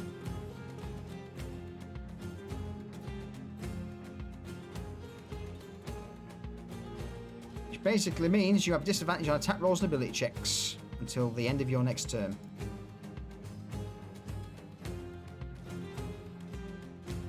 Any further actions?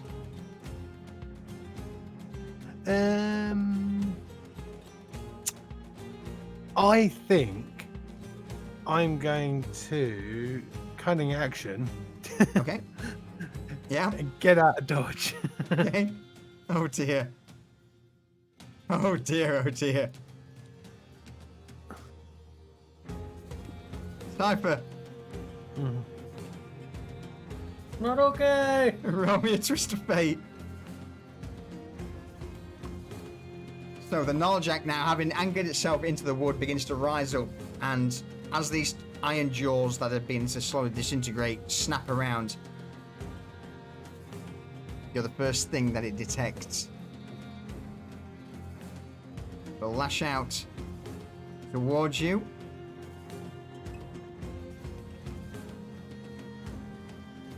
I didn't even see that was there. Because it's brown on a brown background. Yeah. Alright. Damage. Oh, these things really fucking hurt. These things really hurt. Right, damage. Oh! I'm sorry.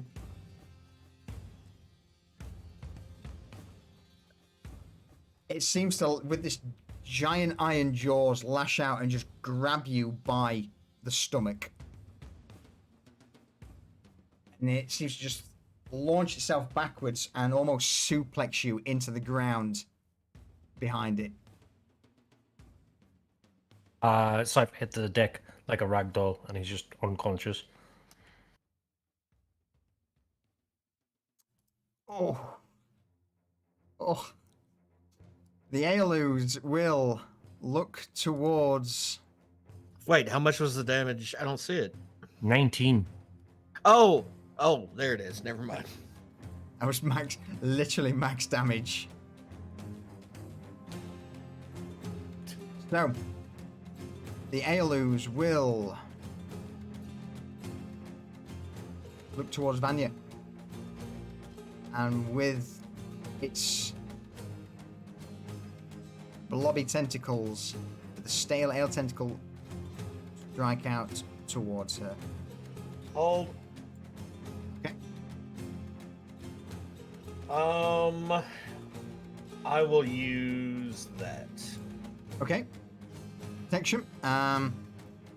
Impose disadvantage.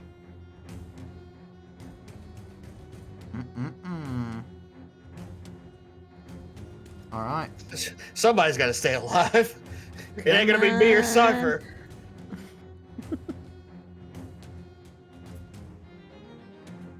What happens as it strikes out towards her? Jed opens his arms wide and yells at the top of his lungs at it. As the tentacles immediately, or these acidic amalgamations begin to barrel down towards Vanya, your shout just causes it at the last minute to just sweep slightly to the right, impacting into the wood beneath. And Vanya, you notice now where these tentacles hit the ground, wood begins to dissolve. Cypher, you've got one action.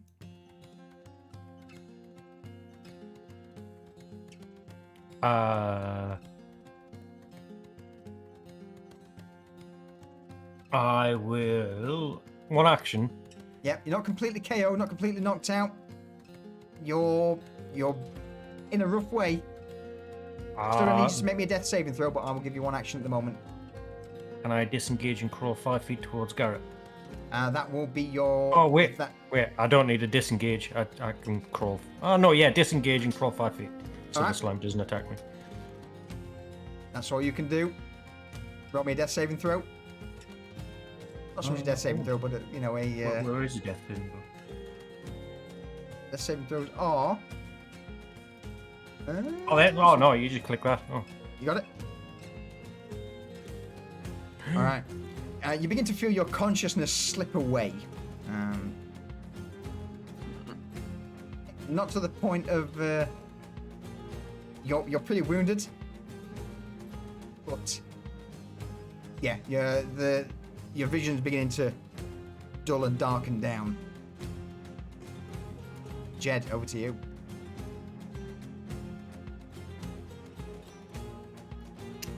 Yeah. Just gonna keep doing Jed things, booger things, keep wailing. All right.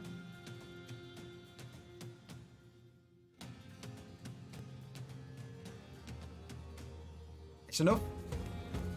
Perfect.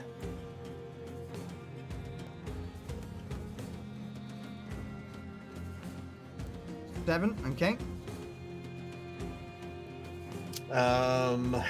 And then Jed is going to step closer to Vanya and try to impose himself between the ooze. Okay.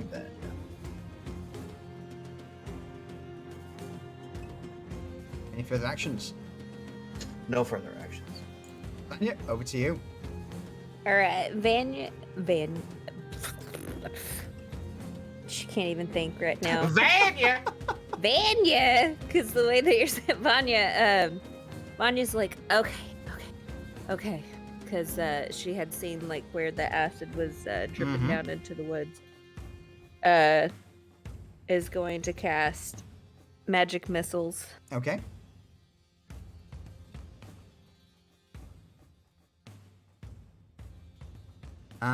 Is it at level 1? Yes, level 1. Yep. Roll it 3 times.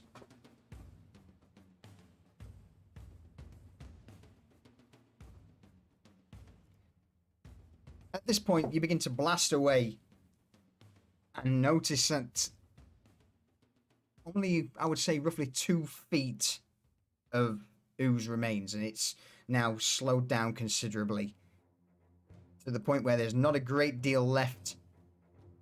And the vast majority of it's been sprayed around the walls, around the floor, crates. You just hear Francis at the back going, There's no other way you can do it. You didn't fucking destroy all the beer. You fucking idiot. Just pour something on me or something so it'll be burnt. Digital Part, thank you very much for that resub, buddy. I appreciate it. Give me it. I will give you attention when I'm not trying to kill Party.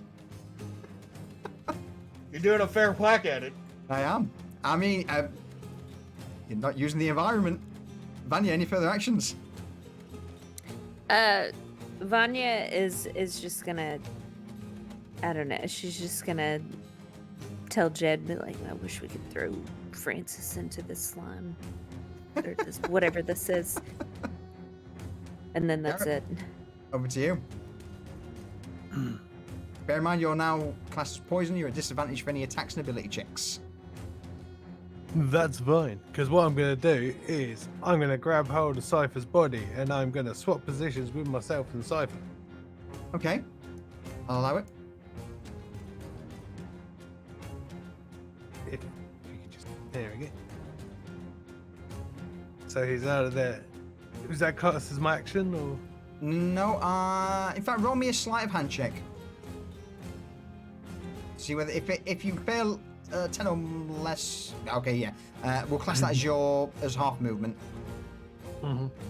And I'm gonna try and stabilize Cypher. Okay.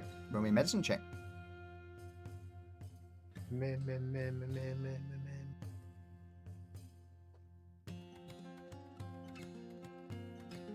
I do fuck all. As this happens, at the last minute, the Gnarljack, as you turn around to quickly try and stabilize Cypher, the Gnarljack will lash out towards you. That's 3. Sorry? That's 3.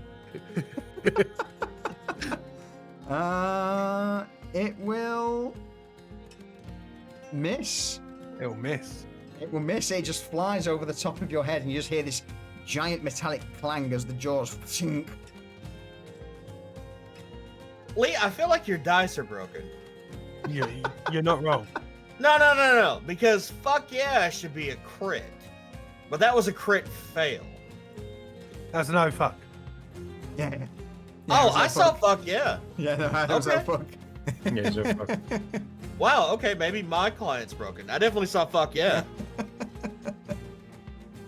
All right, any bonus actions, Eric?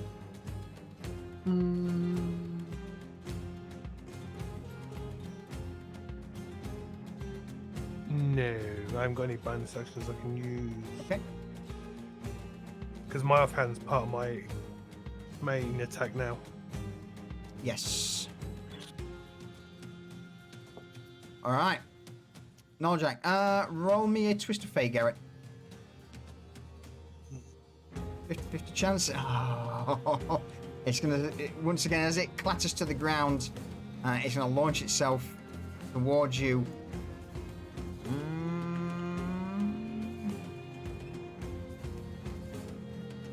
Oh my god. And once again, you manage to just at the last minute turn to the side while trying to stabilize Cypher as the iron jaws snap alongside you. Aeluz will. It's going against Vanya once again because she's been slamming at it. So it's at minus 1d4 because of the. What's it gone? I will use, if it's going to attack Vanya, I'll use Protective Con. Yep. So as you I think it's been around, right?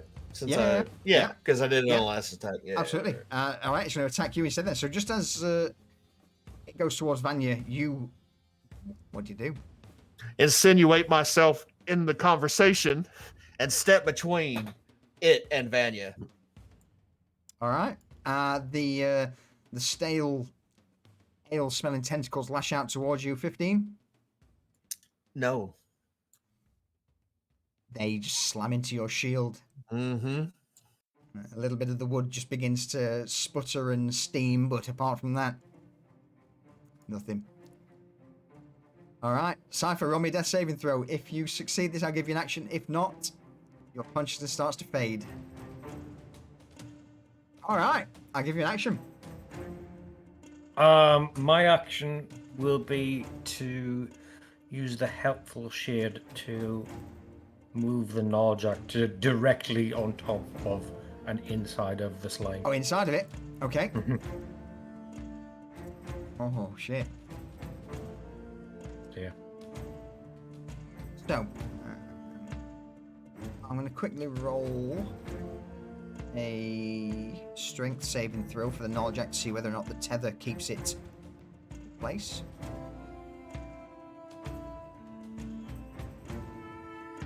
And with a... nope. With a 4 it doesn't. So immediately this... wait, what happens? What's it look like? This is certainly this enough to little- get rid of it. This little child shade just gently just slides it across the floor towards the slime and just like pushes it slowly into the slime, and it just like as soon as it touches it. For each bite, you notice that this Knowledge-Jack trap begins to just, with it being inside of the ooze, immediately begins to dissolve. And in seconds, it's gone.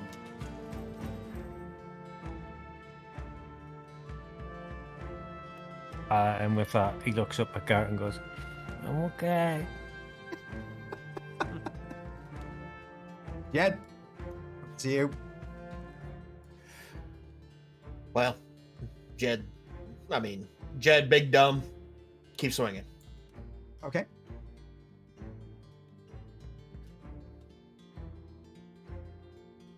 $24 is, even with your minuses to your weapon, is still enough.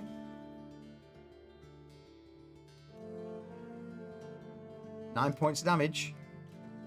Let's do it.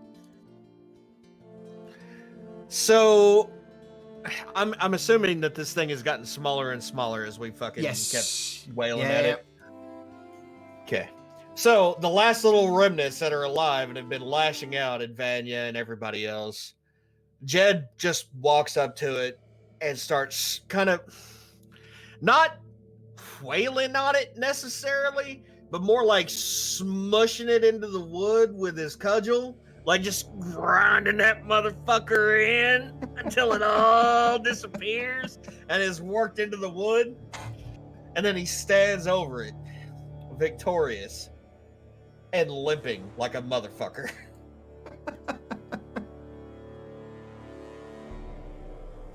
Francis stands there with his hands on his hips, and he's like, I might just pour something on it to get rid of the acid. Jed looks over at Francis. Leans his shield up against a wall. And with the hand that was holding his shield, beckons with a finger for Francis to come here. Francis waddles into the room.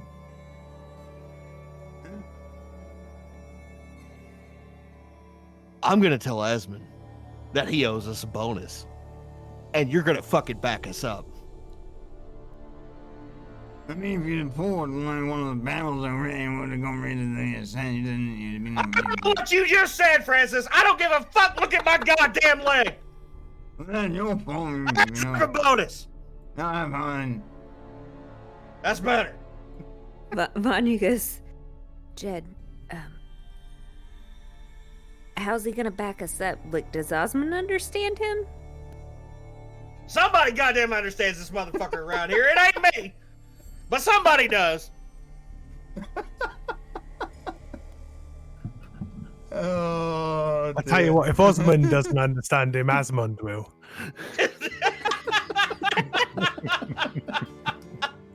It's every name. I get every name wrong. Oh. So with that, a lot of the wood's now beginning to sizzle and disintegrate due to the splats of ooze. Francis glances around and, he's got a pretty disappointed look on his face, and, witnessing all of the stock be disintegrated by this acidic ooze.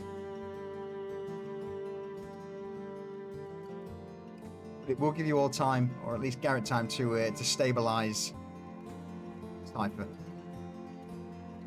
How do you wake? It's sort of on the verge of falling unconscious.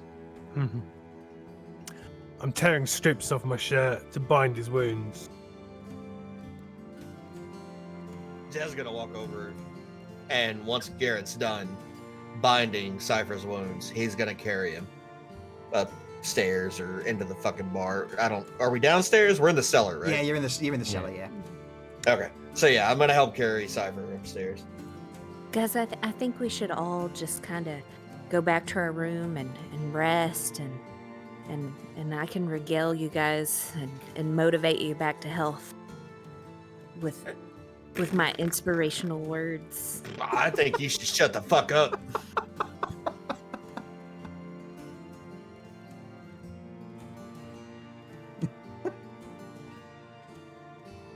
Mission accomplished. All right. With that, do you want to return to the dorm for the night, or do you want to wait for Esmond? We want to wait for Esmond, or Jed wants to wait for Esmond. Let's put it like that. Yeah, can you put Cypher to bed, because he loses consciousness, and I don't think Osmond wants to see fucking Cypher's slack face, fucking white eyes and shit. That's fair. So, Jed will carry Cypher to his bed. So Jed will put Cypher in his bed. Okay. In Jed's bed. Why? Cypher's got a bed. He just never sleeps in it. Well, it's a gesture. Friendly gesture. Oh, Yeah. okay. Vanya, what? And then Jed's gonna go back to the fucking common room at the tavern and wait for Esmond. Vanya, what are you doing? Vanya is going to go back to the room just to watch over Cypher, but is gonna wait for everybody to come back to sleep, or just to kind of rest up so that she can, Give some encouraging inspire words. them. Give some encouraging words. Yeah. Just Joy and excitement. Who wants to listen to these encouraging words when you do go to sleep? Not me. All right. So Jed won't. Okay. Cypher, will you be listening to him? I think she's probably going to be next to your bed. Yeah, I mean, I'm within hearing range, so I'm going to hear Yeah. it. Okay. Garrett, would you be listening? Yeah, because I'll be fussing over Cypher anyway, so... Okay. All right. Well, Vanya will get to that. Yeah, you know what? As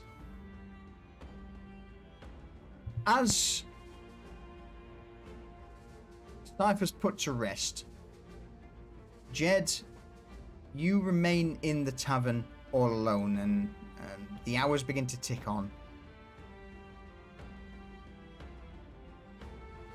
And eventually, let's head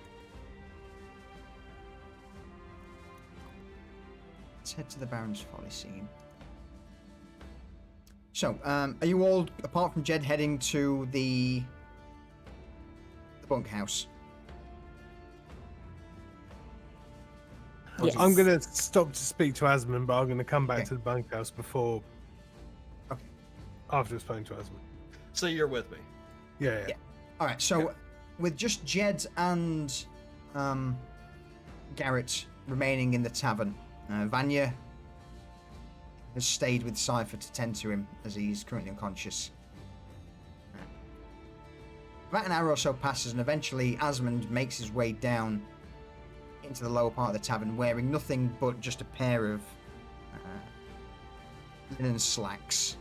His hair messed up, cheeks somewhat flushed, and he looks over.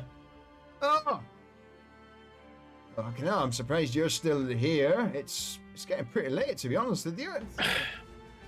Jed is currently sat in a chair with his injured leg up on the table, bleeding through the linen that Garrett put around his leg, and just blood's getting everywhere on the table.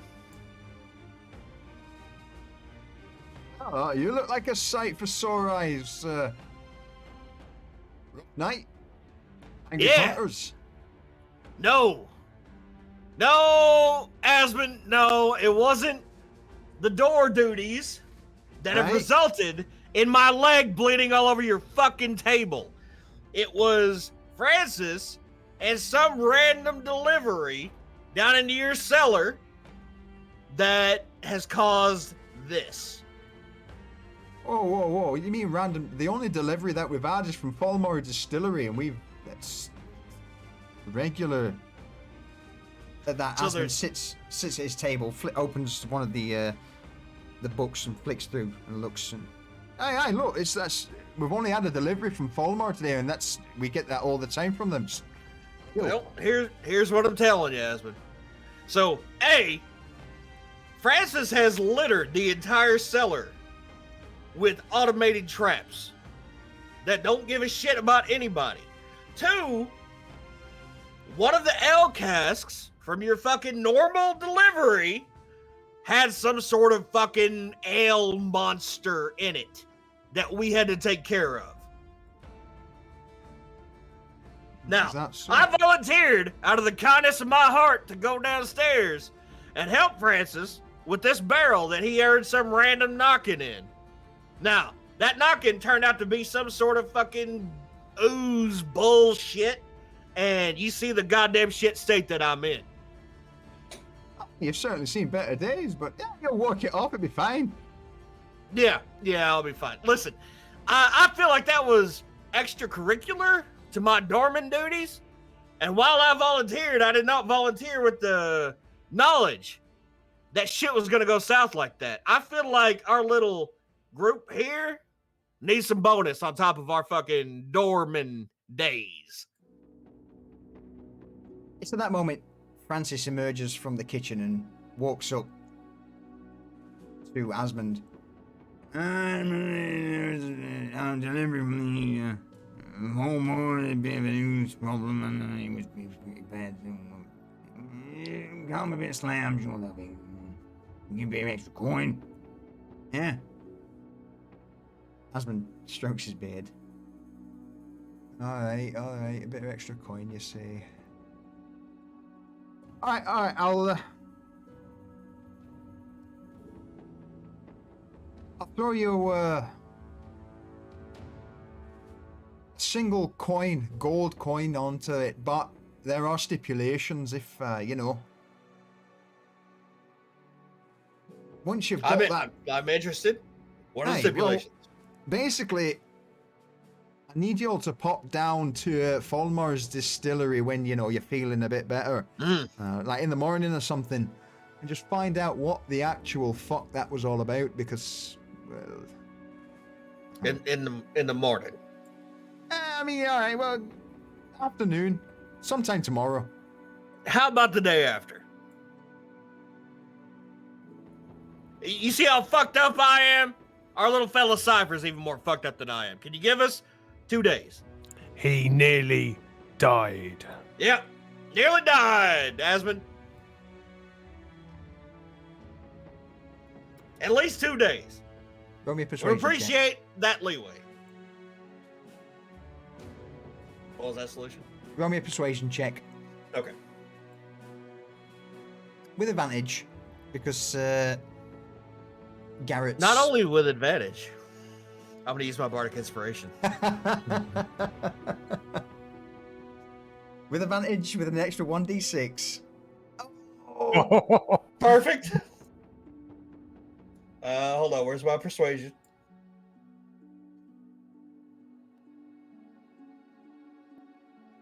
fucking hell. All right. All right, well, look. Fuck it. All right, instead, what I'll do, I'll send Falcor down to have a chat with him. You get yourself rest and recuperate. I'll give you 3 days, but whatever Falcor finds, you're then to take the lead on following up. How's that sound? Because that sounds good to me, Esmond. This can't wait for 2 days. I need to know what the fuck's going on down there. Yep, I understand. We just need some recovery time. That was a interesting situation down there. And you'll all right. source the medical kit that we need to look after the boy.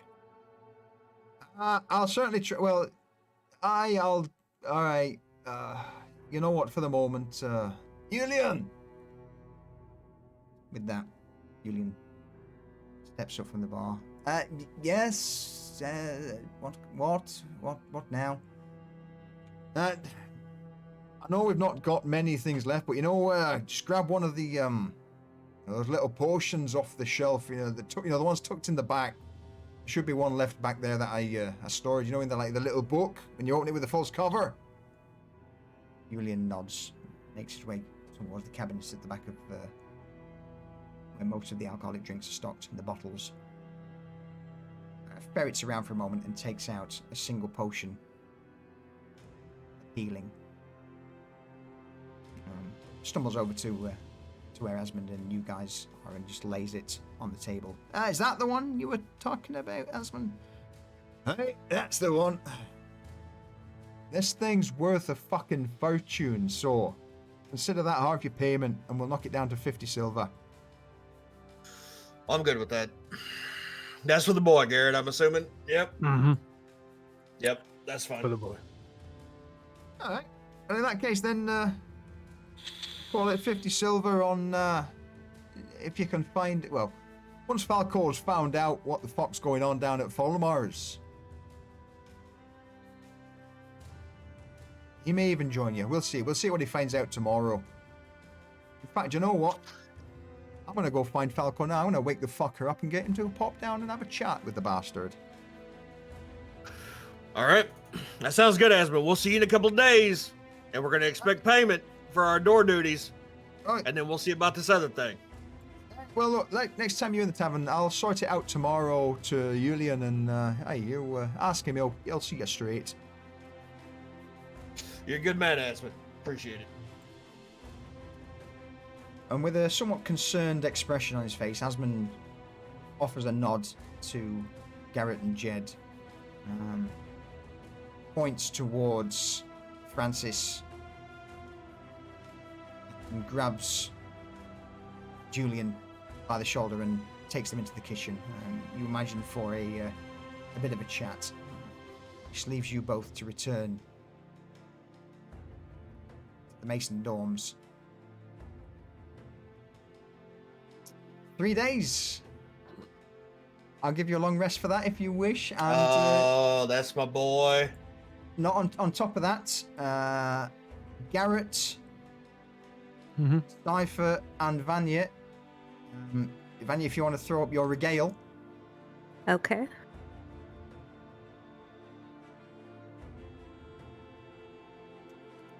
So, Vanya, Cypher, Garrett, you all get an additional hit dice, 1d6 extra HP on resting. But we're having a long rest anyway, so But it you're having a doesn't long really rest anyway, make so a yeah, it difference. doesn't matter. Yeah. Regardless, Vanya, what do you say to Cypher as he's currently in his wounded state, resting on Jed's bed? So she's sitting at the edge and she's just rubbing his forehead like back into his hair like you would like a little boy, that's just incredibly sick. And she's just, stroking his hair. And it's like, you did so good today. you know, you were Yeah. brave. You you went in and you didn't cry, you didn't run. You were so brave. Your word for tomorrow is brave. He was fine until you said you didn't cry, and at that he starts crying. Oh, but it's okay to let it out now, Cypher. It's okay. It's okay because you were brave. You were big and strong during the fight. Oh dear me. I would take you anywhere with me because you are so brave. You're such a brave boy. Okay. I'm okay. All right, so in a nutshell, you've got roughly 3 days worth of downtime while you rest and recuperate. Have a think on, things you want to do. It's not just, 3 days purely of sleeping. Oh, bullshit. I mean, unless Jed might. I got fucked up. I'm gonna go out and find a fucking medical kit in that 3 days. Yeah. If it kills me.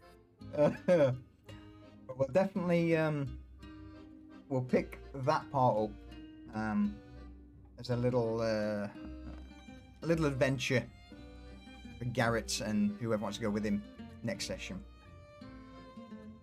It's good shit. Oh, hey Blake, how you doing, buddy? All right. So yeah, with that and Vanya's words echoing around your heads, you all begin to slowly slip into the deep slumber that's well deserved for fending off whatever horror was in the basement of the Baron's Folly. Okay, Cypher's asleep for literally 3 minutes, and then he sleepwalks under somebody else's bed. Roll me a d3.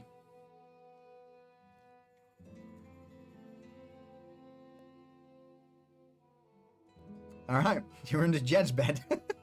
Okay. I didn't want to go far. Fall off and roll. Yeah, Pretty so, much. Yeah. Jed. Oh no. All right. So yeah, we'll pick this up. In what's 4 hours? Holy shit. I mean, it was a decent old session. Absolutely. Any closing words? I'm okay. I'm okay. I'm not okay. No, okay. no, I'm definitely not. Definitely not okay. Definitely not okay. Oh. Well.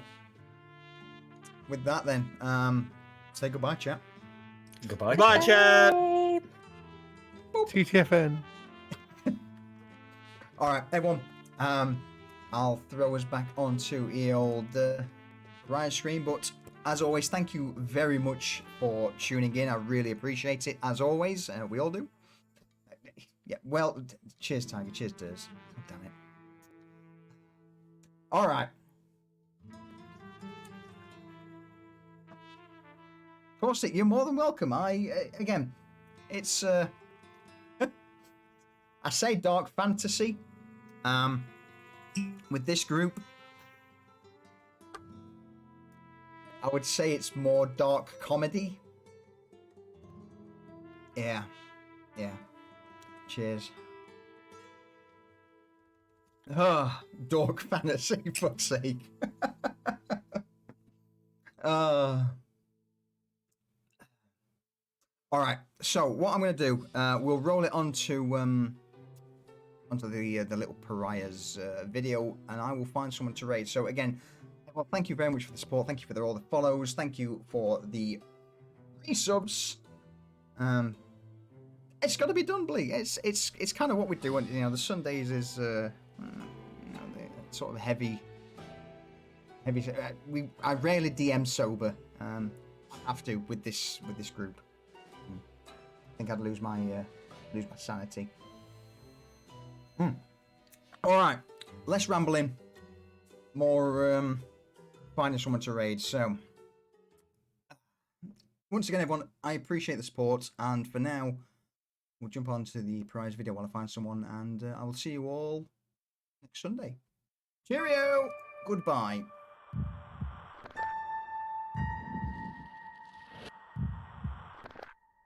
Thank you, Blake. I appreciate that so, buddy.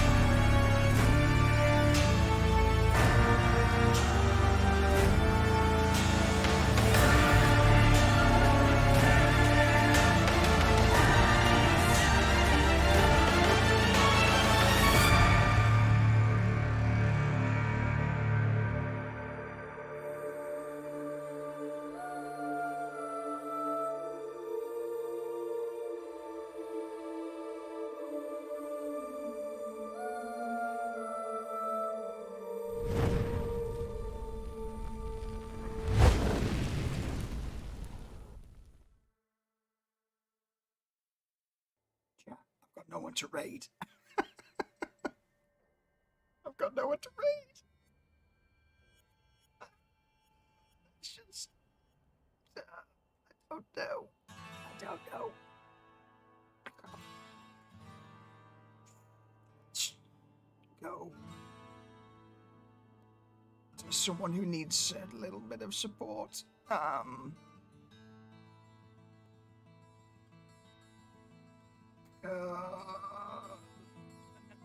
You know what? Let's go raid Roughworks. It's been a while. Let's go over there.